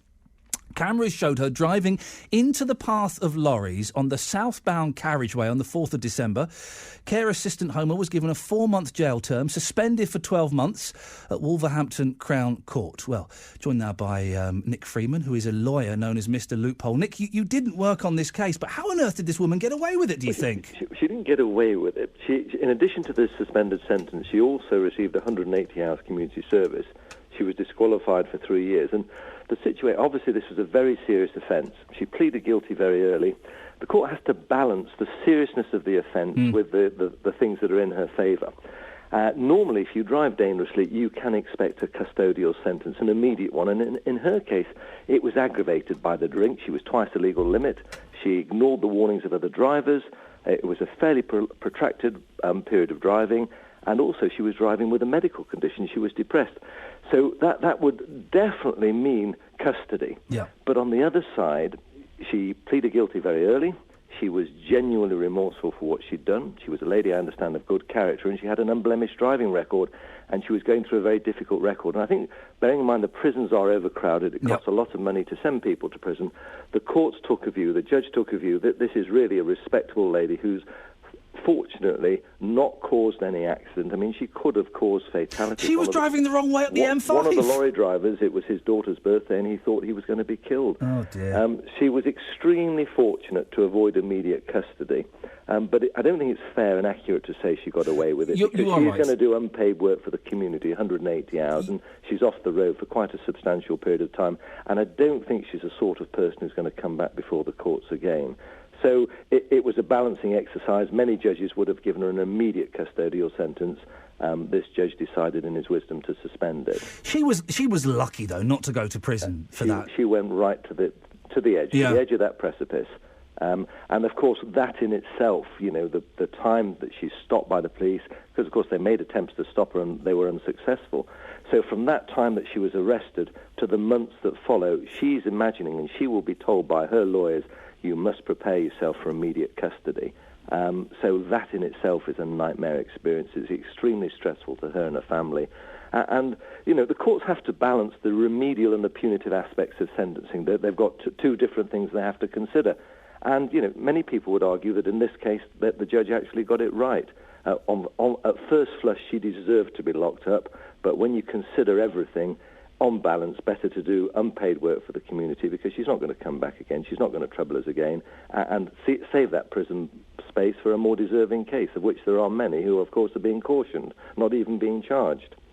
What kind of stories do you have to deal with, Nick? What kind of incidents do you hear? I mean, unfortunately, I deal with people who are involved in fatal accidents. I mean, she was extremely fortunate not to have been charged Wasn't she with. just? You know, there was no fatal accident.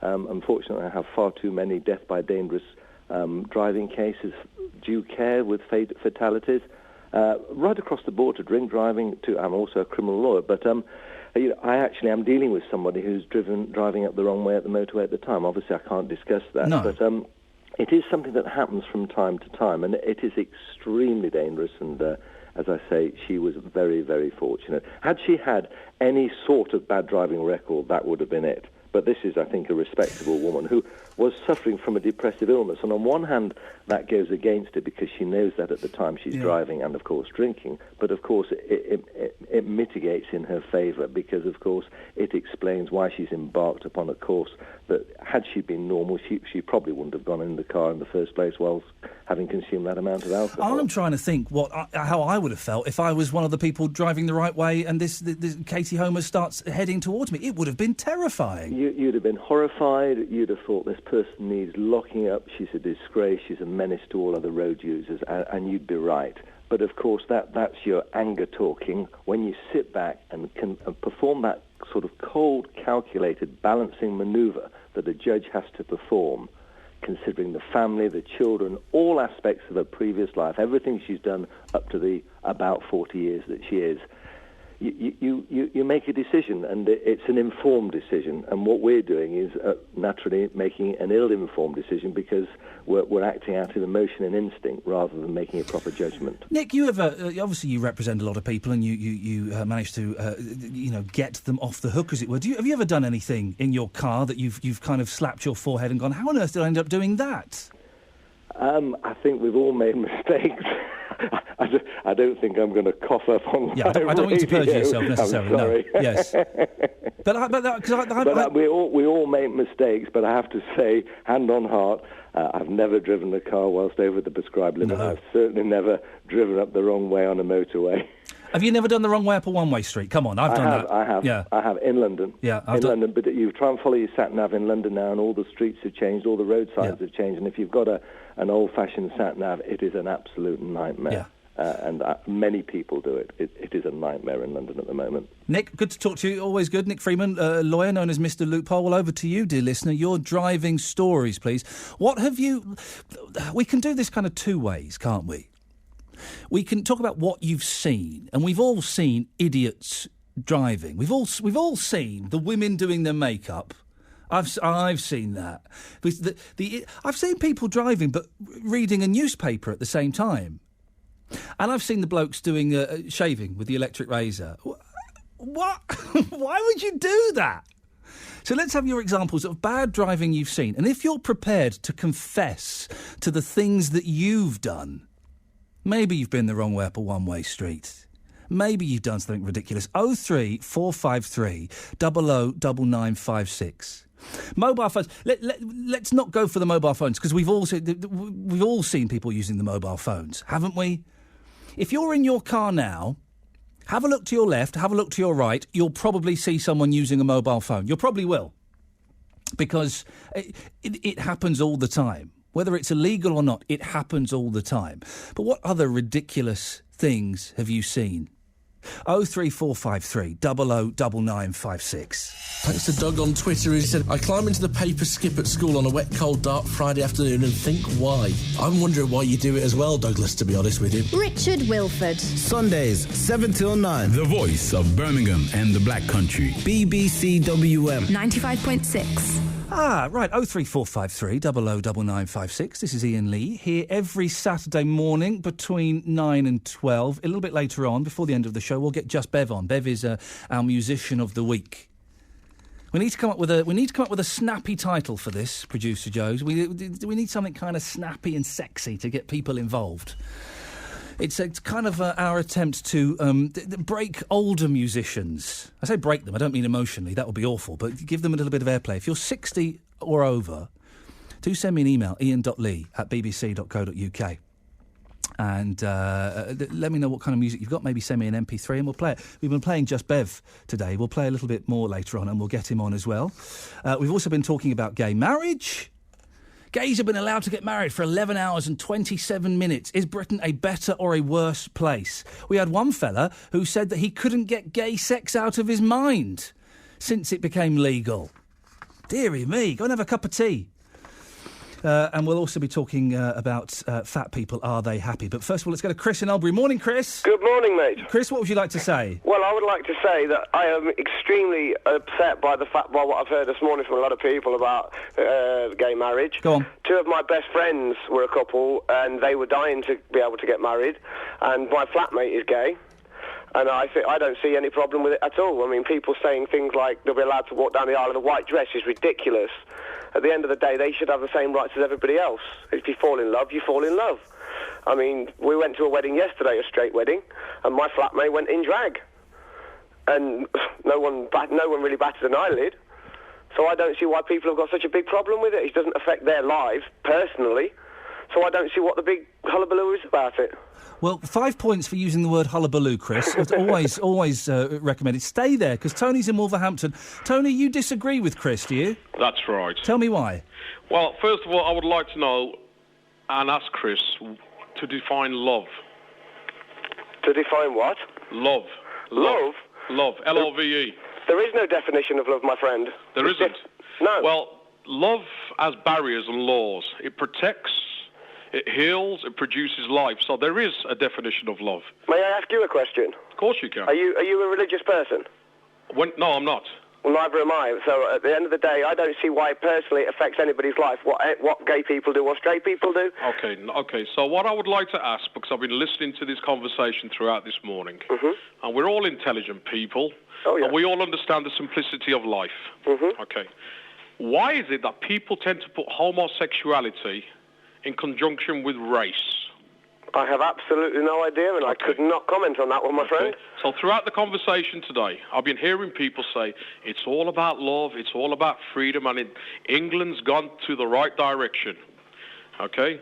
And then they've defined homosexuality with the case of Stephen Lawrence. They've defined homosexuality with the case of race. Hang on. Nobody this morning, and as I far didn't as say that, not this morning. Okay, well then why? Let's not. What I'm saying is, I heard the conversation. Tony, I'm going to step in here. Yeah. Don't bring Stephen Lawrence into this because that has got absolutely nothing to do with it whatsoever. That's fantastic. I'll tell you what I've got. I've been sent. I've got a definition of love. What's your definition of love, Tony? Well, I can give you three accounts. You got agape, which is unconditional love. You got eros, I love you because. Yeah. Okay, so you got variations Those of are love. two. There was a third And then you one. got filio. Right. Okay, you got filio, I love you because you got a fancy Why car. are you speaking Greek to me? I'm not speaking Greek. You just asked me a question and I've answered it. Okay. Just like you answered the question when the old fella came on, you said, have you ever tried it? So in the count of freedom of speech, I'm entitled to say what I want to say, just like you are. Well, actually, Tony, let's be clear for a second. Okay. Who's playing that music? Oh, that's just my mobile phone. I will turn it off. Thank you. Okay, there we go. Let's continue on. Okay, freedom of speech doesn't exist, by the way. It doesn't? Certainly not on a BBC phone-in, no. Okay. Because there are certain rules. You can't phone up and swear, and you can't libel people. No, I'm not said you have. But there are rules. You can't swear, and you can't libel someone. So freedom of speech in this context doesn't exist. But not a problem. Let's not deviate from the topic. Thank you very much. Okay, I've got a definition of love. Go on. For you. It's from the Oxford English Dictionary. That's fantastic. So here we go. Let me just get this up. Hang on a second. Right, love. Definition number one, a strong feeling of affection. Okay. So that's an emotion? No, it's not actually. Okay, a strong feeling of affection. Affection is an emotion. Okay, but that doesn't exclude gays, does it? No, I'm not saying I've got nothing against gays. I've got something against homosexuality. Okay, well, homosexuals are gays. Let me redefine what I said. The act is wrong. I don't hate gays. Don't make out as if I hate gays. I don't. I'm sorry, my friend, but to me, you sound like a bigot. No, I'm not a bigot. Well, you sound like one. Okay, maybe I can turn around and say that you are, but I choose not to because I choose not to insult you. No, I'm not insulting you. I'm just stating my opinion, as you said. You've just characterised my character by saying I'm a bigot. No, I said you sound like a bigot. I haven't said you're a bigot. Let's not deviate from the topic of what I said. All I have said is that you sound like one. Okay, what I said is this. Throughout the conversation this morning, and throughout every single conversation that I tend to hear about homosexuality, they love to put it on the race card. But you see, my worry would be, why is it that you tend to you listen in especially to things that are about homosexuality? That would be a worrying factor for me. No, I don't just listen in on about homosexuality. I was also going to talk and give my views on the topic regarding fat people. But you've just said that you tend to listen a lot about homosexuality, and that to me because it's a relevant topic. Let's not deviate. Let's get to the topic. Let's get down to the heartbeat of all things. Love, to me, comes with the barrier of laws. It comes and defines life. Love produces life. Man and woman come together and produce life. They produce life. Tony, the definitions of love. 1, a strong feeling of affection. 1.1, a strong feeling of affection and sexual attraction for someone. Okay. 1.2. So that is what you call... 1.2. That's what you will call a filial love. Sexual attraction is what you call filial love. 1.2, affectionate greetings conveyed to someone on one's behalf. That's 1.3, a formula for ending an affectionate letter. Doesn't mention anything to do with producing children. Whether. I just answered that question to you. I just told you filial love is physical. Eros love is because I love you because. Agape love is I love you regardless. At the end of the day, my friend, love is a joining of two people. If two people want to be together, they care for each other, and they spend what they want to spend the rest of their life together. Yeah. No one's got the right to tell them they're not in love. I didn't say that. What I'm saying is... There's no definition of love, is what I'm saying. Of course there's a definition of love. The Bible speaks of the definition of love. That's what I'm saying. Everyone always goes to the Bible. The Bible has been rewritten over history. Okay? Prove it. It's been rewritten and rewritten and rewritten. Was you there when the papyrus was written? No, exactly. Neither were you. Okay, let me tell you something about the Bible, because you've just made a comment about the Bible, so you've deviated off the topic, so I must protect the Bible. The Bible was a book written over a span of... Wait there. You've had your point. Let me say my point. Excuse me a second. I was just going to say something to the guy who's actually producing the station.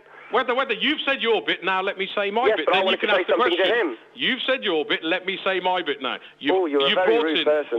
No, I'm not. I want to say my say. You've just defined the Bible, and you said that it's been written on Doolally land. No, I haven't said that at all. I'm telling you. It's been rewritten. Gentlemen, Chris and Tony. Tony, I'm stepping in. I will let you answer the question. I just want you both to calm down. Okay, fine. Chris, the question is this. Tony, no. Listen, Chris, you wanted to say something to me. What did you want to say? What I wanted to say was, at the end of the day, all I was trying to explain was the Bible has been rewritten over time, and it's been interpreted. You made that point. And that's it. Tony, steady. A category C may have slipped out there. Apologies. Tony, watch yourself. Okay. Chris did not say the Bible was written in Doolally land, okay? Yeah, so don't put words into his mouth. Now, Tony, what was the point you'd like to make? Okay, the Bible, Chris, was a book that was written over a span of 2,000 years by 66 authors that never met each other. The Bible has never, ever been broken in its chain. The message is about sin, and a Messiah shall be born in Israel that will sacrifice his life for the sin of mankind. Now, when you study the Bible and its theology and its background and its historical aspects, the Bible is a very, very intellectual Hang on book. a second, Tony. What has this got to do with two blokes getting married? No, the reason why I said that is because he said that the Bible has been rewritten so many times. So I had to defend the Bible. So are you religious or not, Tony? I told you I'm not a religious person. But why are you preaching about religion? Because you've asked me a question. No, I made a statement that I believe made a statement for the Bible now. Right. So just like you made a statement, Tony, I'm entitled to make a statement. Tony, you're deviating. I'm not deviating. Let's get back to the topic. You're deviating. Let's get back to the topic. Thank you very much. You're welcome. Why is it wrong for two gay men to get married? Okay, because marriage is defined between husband and wife, male and female. It's just been redefined, baby. No, wait there. It's just been redefined. Wait there. I haven't answered my question. You haven't answered the question yet. Okay. It's redefined man and female. They both they've become one, and they produce a child which produces life. Hang on a second, Tony. My first thing was, why is that people... Tony, I'm going to stop you there because you've raised 2 points, both of which I think are open to challenge. Yes. Firstly, marriage has been redefined throughout the centuries. It has been redefined throughout the centuries. It's continually redefined and evolving. And also, marriage isn't solely to produce children, because there are many couples... I didn't say that. Yes, you did. I said marriage is about life. Okay, marriage has not always been about creating life. There are many couples who are unable to have children. So by you saying that, you are demeaning their marriage. Okay, can I ask you a question? Yeah. Would you have existed? Would you both have existed if there was not a male and female within a marriage? That's a silly thing. No, you wouldn't have. So what I'm telling you is this. You're telling me? No, what I would like to say is stop putting homosexuality on the race card. No, no one's putting it You're the one that's bringing up the race card. No, what I'm trying to say is this. Would you guys have still existed? No, you wouldn't have. Without a male or female, you wouldn't exist. So all I'm saying is this, and this is why I'm saying that marriage with homosexuality is wrong. Okay, we're going to... Chris, Tony, thank you very much indeed. No one, as far as I remember this morning, has put homosexuality with the race card. Those two decks of playing cards, as far as I'm aware, have not been shuffled together this morning. They've been kept in their separate boxes. I think, as far as I'm aware, the race cards are still in the bureau drawer that's locked. I haven't got the key to that one. We've had the homosexual cards out. We've been playing with them willy-nilly. I think a Category C may have slipped out during that as well. If it did, you have my sincerest apologies. Never my intention to allow bad language on this show. It's not what we do here. And I may have heard something I may not have done. If it did, I'm very, very sorry. 03453 009956. Thank you to both of those callers. I thoroughly enjoyed that. Fat people, can they be happy? Betty's in Ladywood. Morning, Betty. Morning. Can fat people be happy? Yes, they bloody well can. I was married for 46 years, and I'm only 5'2", and I've been 25 stone up till 2 years ago. Oh, crikey, that's big. Yeah, well, I was in hospital for a long time because I was disabled, but I have lost 4.5 stone, and I'm still happy, and I'm still active. I don't care what people say about fat. It's not what you eat. It's how you are. Now, I'm only 5'2". I'm only little. And I'm happy. I've got grandkids and I enjoy my life. I mean, I've been on a diet now for 5.5 years because I'm diabetic. Gosh, you must be hungry. It's a long time. Diabetic, so I can't have sugar. So I do my diet, my own diet. I've tried every diet you can think of. But I'm doing my own diet, and if I can lose 4.5 stone on it, anybody can. What do you think? Because you get all these fad diets, Betty, and I've got a friend. They drive you crackers. Well, I've got a friend he's an intellectual bloke. He's very clever, and he's been sucked into this 5-2 diet where he eats for 5 days and then doesn't eat for 2 days. That sounds crazy to me. Well, what you do, see, where a lot of people go wrong, they don't have breakfast. Yep. Oh. Now, I have a bowl of cereal with banana every morning. I had Cocoa I have Pops shredded today. wheat one morning, Yep. or malted wheat is the next, Yep. or porridge. Now, I have a dinner, I have a sandwich at dinner time with the yoghurt, then I have a main meal of a night, and I don't eat after 7 o'clock unless I have to have 2 biscuits at 9 because of my diabetics. Yes. But otherwise, I mean, I have a chocolate occasionally. We all have one.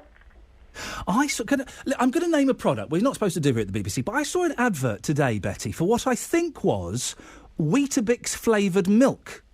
Ooh, I mean, they've got banana-flavoured Weetabix. Mind you, I can't eat them. Ooh, they're vile. But Weetabix flavoured milk, have I got that right? I'm sure I saw a poster for it in town today. Why would anyone do that?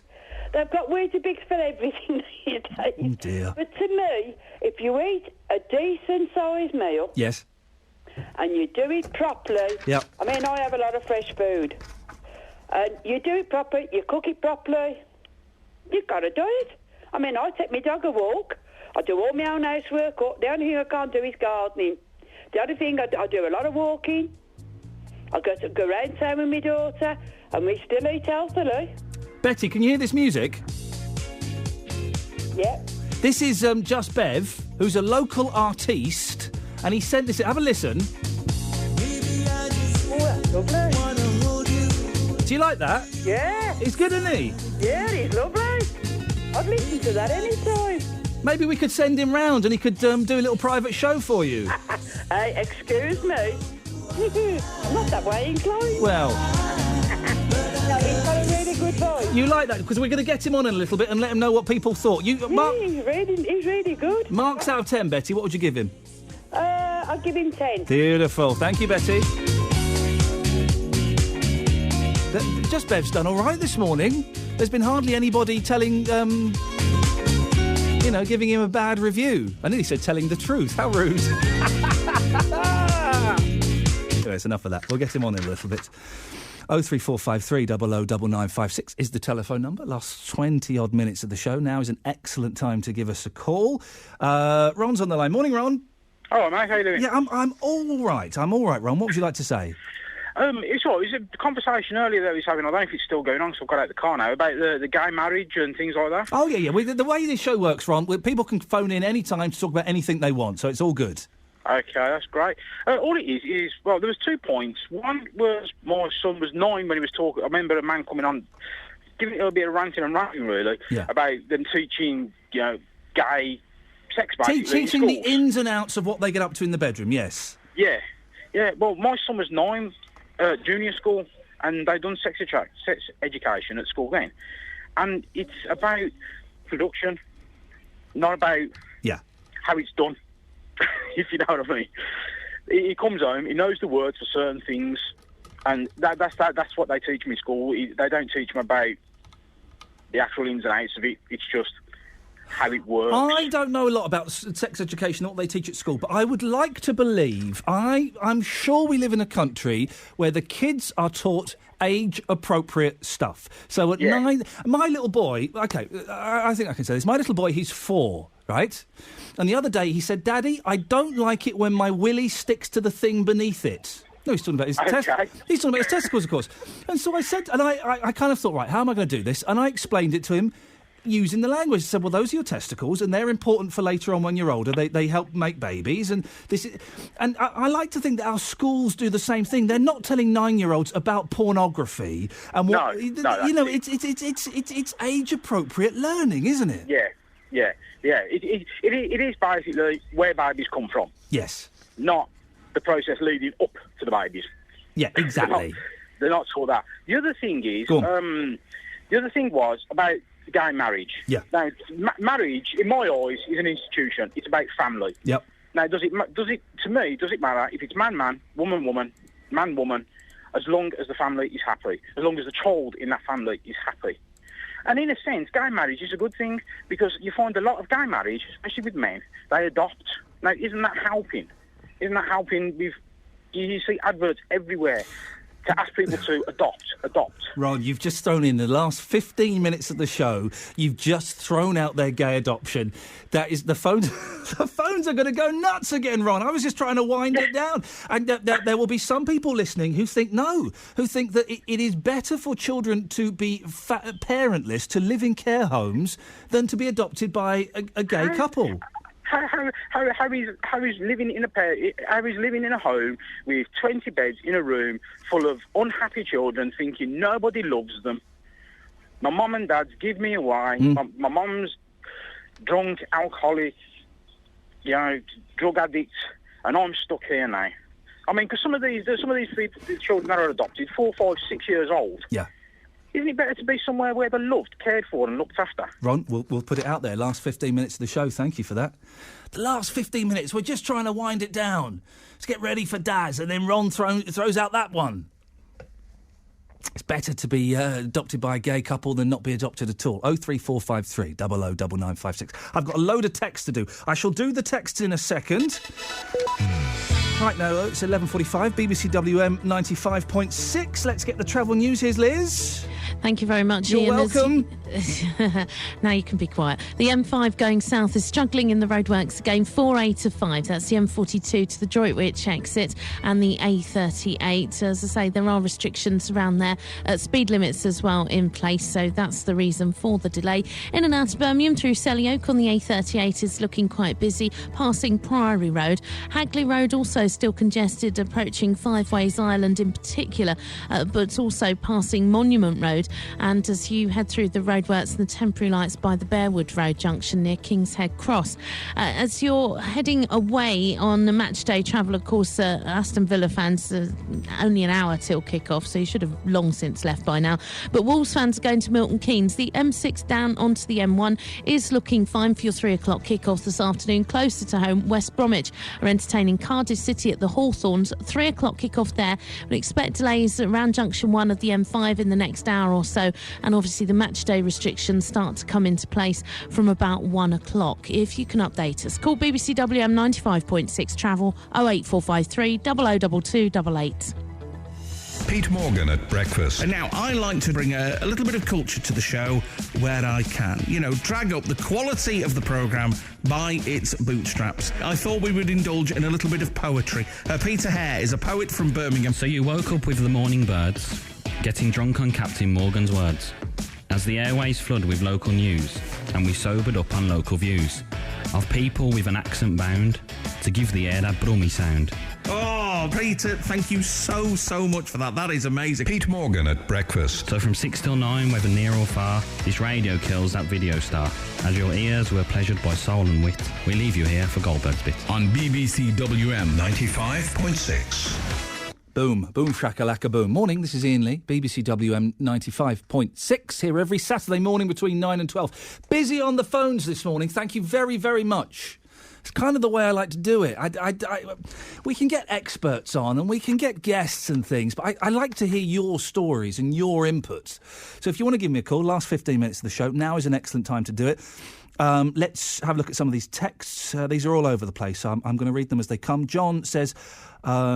over the last 5 years, sentences, fines and periods of driving bans for drink driving offences have all been reduced to unacceptable levels. The Crown Prosecution Service and the justice system have been hijacked by a bunch of do-gooders. I often wonder, when Chris Grayling was a child, what was his favourite TV police crime series? Softly, softly, says John. You see what he's done there? Chris says, Ian, who cares if 2 blokes or 2 women get married? As long as there is a good booze up afterwards, that's all that matters.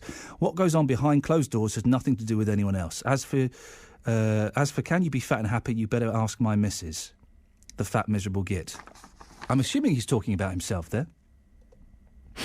Ian, I've asked you to be the producer today because some people were going, oh no, not gay marriage again, for goodness sakes. And I said, well, producer Joe and I did have a big discussion about it this morning, and we agreed that we would lead with it for various reasons. And I threw over the producer's hat to you. I said, right, if you were producing this show, what would you do? Elaine says, Iain, would you consider talking about whether private landlords buying up smaller terrace-type houses to rent out are the reason that young couples are unable to get in the property market as there are so few starter homes available? I think there should be a legal limit I think there should be a legal limit. I mean, yeah, we could talk about it. How do we make it interesting? And that's a genuine question. That's not me being flippant about it, Elaine, because, hey, of course, it's a really important topic. How do we make it interesting, though? How do we get people to phone up? How do we make it sound, dare I say it, a bit sexy? It's kind of tough to do. The gay marriage thing was easy to make interesting because we had the line, David Cameron says, Britain is a better place because of it. Are fat people happy? It's a sexy line, you know. Can fat people be happy? Should we consider should private landlords be limited to the number of houses they... You've lost me already halfway through the sentence. Anne says, Iain, fat and happy? No, not if they're honest. It's food, not love. Move away from the donuts and get some fresh air and exercise. Harsh. Very, very, very harsh. Let's do one more of these before we speak to Derek and Bev. Iain, there's lots of things going on worldwide right now, but gay marriage does seem to be a worldwide topic of conversation. It's only going to be shoved in our faces more when our next generation of kids grow up to be gay, as their mummy loves women and daddy loves men. Our kids of the future more than likely will be gay. Well, yeah, Lindsay, who has gay kids? Who has gay kids? Yeah, heterosexual parents. That's how it works. Heterosexual parents have gay kids. They see their parents being heterosexual, yet suddenly they're gay. So how does that work? 03453 009956. Derek's in Droitwich. Morning, Derek. Morning. Derek, what do you want to say? Well, you had John Bull on as regards what makes Britain great. Yes, that was a lifetime ago, in more ways than one, yes. Yeah, I disagree with him entirely. What don't make Britain great is people having to be forced to go and join the army or the forces. Yes, he wanted to bring back national service, get rid of gay marriage and hit children. I certainly wouldn't want to go and fight in Afghanistan or Iraq for a guy who should have been tried as a war criminal. And the other thing is that what made this country great was the workers. And when we can get rid of people like Cameron and that, and start giving the workers a fair deal, you know, cut these zero contracts out and give them decent money, and give them a share of the wealth instead of the 5% getting it across this country, then we'll make Britain great again. Derek, have a listen to this.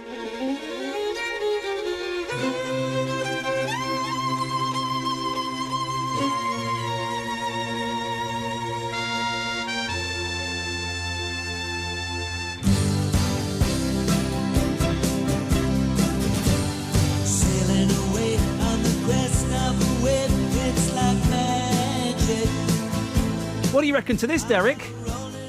Yeah, nice 60s records. My era, I think. This is Just Bev covering ELO. Do you reckon it's any good? Yeah, anybody who can produce music, I think, you know, it's a talent. Derek, you're a legend. Thank you for that. There you go, Bev. Hello, Iain. Hello, mate. How you doing? You all right? Very well, mate. Lovely day as well. Thank you. Have you heard the feedback this morning? Well, I have, mate. I've heard it all. I've been fiddling around, but I've heard it all, and I'm very pleased. People have been very kind. It's all been good. People have been giving you 10 out of 10. There's one 5'2" woman who's a size 28 who wants you to go around and do a private concert for her. There's a former... Bev's dropped off the line. There's a former Ents manager at a pub who would book Bev. He's done very well.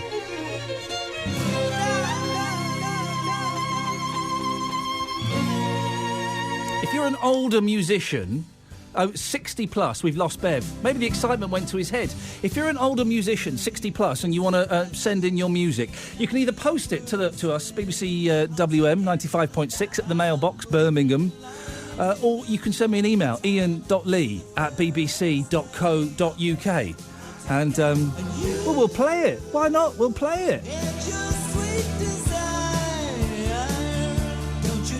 Bev, where did you go, mate? What happened? I'm sorry, mate. I've got, plenty of signal, so I'm back anyway. The excitement got too much. Yeah, we've had people giving you 10 out of 10. We've had a pub manager saying that he'd give you a booking. You've done very well, mate. How long have you been doing all this for? I've been in bands, Ian, for 40 years, but the solo thing is over 20 years now. Yeah. And, I do pubs and clubs, most weekends and one or two old people's homes midweek. From rock, I do everything from Led Zeppelin to Engelbert Humperdinck, really. Oh, blimey, you do the full gamut. Yeah, I'm at Timble Mill tonight in Oldbury. And people enjoy it, do they? They do, mate, yeah, I love it. It's very satisfying, and as I say, I was in bands for many years, but doing the solo thing, it gives you a lot more opportunity to... You can do everything from... Producer Joe has just said, he's not going to say no, people don't enjoy it. Well, you never know. You never know. He might get a rowdy night, and they all tell him to, get lost sometimes. Well, I seem to get well booked, mate, so that makes it very Bev, listen, worthwhile. I appreciate you sending this in. You are a good sport, and maybe we'll speak again soon. Thank you, mate. Thank you very much. There All the we best. go. Thank you. There we go, you see? Hey, Daz, what do you reckon? This ain't bad, is it? He's a top man, and he's done a special Albion song as well to try and galvanise the Baggies supporters and backing the manager Pepe Mel. So it's good, and I applaud you that you're trying to give a bit of a profile to some more established stalwarts of the West Midlands music scene. When you say established, we mean old. That Daz... Well, no, I don't, because it's so difficult, isn't it? I mean, even artists who've sold records find it difficult to get played on the radio these days. And isn't it interesting as well that he's had generally a thumbs up from everyone listening as well? It's a very brave thing to do, because, we're not censoring these calls. People could phone up and say that is absolute bobbins, but he's done very well. Hey, Daz, where are you today? Well, this afternoon we're at Manchester United, and stop press, it's not raining in Manchester. The sun's actually out, so that cliché's gone straight out the window. We've got a huge afternoon of football. Richard Wilford's alongside me as well. All 5 of our teams in action today. We'll start here at Old Trafford, where of course David Moyes is getting it in the neck, and there's all talk that some supporters have organised for an aeroplane to fly across at some point this afternoon, saying that pretty much Moyes out, so we'll keep an eye on that. But for Villa, if they could win here today, and it's probably the best chance they've had in years, and that would pretty much secure their Premier League status for another season. So, and the only place you can hear this game in FM this afternoon is here on BBC WM. And then when we've finished here, we're off to Milton Keynes, where there's going to be a pilgrimage of 9,000 Wolves supporters.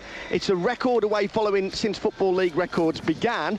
Milton Keynes Dons against Wolves. That game live with Frank Cianrigo, and Graham Taylor as well is going to be there this afternoon for BBC WM. That game live as well on 95.6. And hopefully Just Bev will be getting him to play his Albion song down at the Hawthorns, because that's a crucial game this afternoon. The real proverbial 6-pointer against Cardiff. That game live on DAB in the Black Country. Blues, who won in midweek, are at home to Bournemouth. Can they win at home for the first time in 6 months this afternoon? And that game live on DAB in the Birmingham area. And then the Saddlers, well, they won in midweek, and if they can win today against Shrewsbury, then all of a sudden they'll just be 2 points off the playoffs again. The pot is bubbling. We'll have coverage of that as well. So it's going to be a big afternoon. But there's been some controversy here at Old Trafford. They were doing a breakfast buffet, right? Yeah. Can you have a breakfast buffet without sausage, and more controversially, without egg or beans? Well, so what did they have then? Just black pudding and toast? Well, I'm going to bring in my colleague Richard Wilford at this point, because I actually went for the ladle thinking it was beans, and it was tomato soup, Richard, which was a schoolboy error. Yeah, that was a bit of a worry, yeah. But it tasted quite good on top of your chop and your sauté potatoes, no less, which were in the slot that they should have put the scrambled egg in, which was a bit of a concern. And it's an browns, which was soft. An ongoing issue at the biggest club in the world. That's the staff weren't happy. They've no room for the scrambled egg. Wouldn't have happened under Sir Alex, you know. Listen, is this aeroplane thing actually going to happen? They're going to fly a banner across saying "Get Moyes out"? Well, apparently so, but I mean, rather less publicised, and I think this is probably a BBC WM exclusive. I am aware that some Villa fans for the last 4 months have been training up a slightly irate pigeon to fly across with a protest of their own. Yes, that should do it. Well, chaps, listen, I hope you get over the disappointment of the breakfast this morning. I can hear it's really upset you both. I've had a pie to make up for it. Good lad. Enjoy yourself. Speak to you later on. Cheers, Ian. Ta-ta, there we go. Now, I'm not a massive sports fan. I've probably made that clear. I listen to bits of Dad's show, and it's great because I like him. I would listen to 3 hours of him critiquing breakfasts. I would do that. If he were just to have a whinge about what he did and didn't get for breakfast for 3 hours, I would listen to that. How can you have tomato soup for a full English? That's insane. We've got some text here. Ian, gay marriage is financial. says an anonymous text. Do you really think they're looking after the gays? Look how much they're spending, thousands of pounds. I don't get that. I don't understand any point in there. Irene in Aldridge. Ian, surely it should have been expected to have same-sex marriages. There is, I believe, many civil servants and MPs who are gay, so the minority can put forward changes to our laws and have better chance that they are passed. And Barry in Tamworth, in response to someone we spoke to earlier on, watching Corrie can turn you gay. So, watching Elm Street can turn you into a psychopathic killer. Watching Sesame Street turns you into a muppet. Can't get gay sex out of your mind? Then try conscious uncoupling. Conscious uncoupling, that was the phrase, wasn't it? That was Gwyneth Paltrow and that pop singer, Chris Martin. Is that his name? That was how they ended it. Thank you so much. Well, a lot of phone calls this morning, and I appreciate your support for us doing something we weren't sure whether it was the right way to go or not. It would appear it was. It would appear you had lots to say. If you want to get in touch with me throughout the week, you're more than welcome to. Do send me an email. Older musicians, or if you've got an idea for something you want us to talk about in the show, then do send me an email. iain.lee@bbc.co.uk. Thanks as always to producer Joe. I shall be back next week at 9 o'clock. Until then, well, I'll let Daz take over, shall I?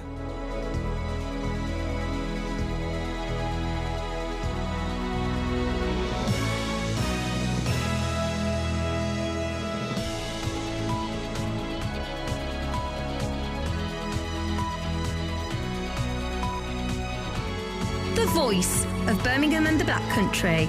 BBC WM 95.6. Daz is on his way, but before that, let's get the latest news with Nicole Pullman. A nurse who's been accused of murdering 3 patients at Stepping Hill Hospital in Stockport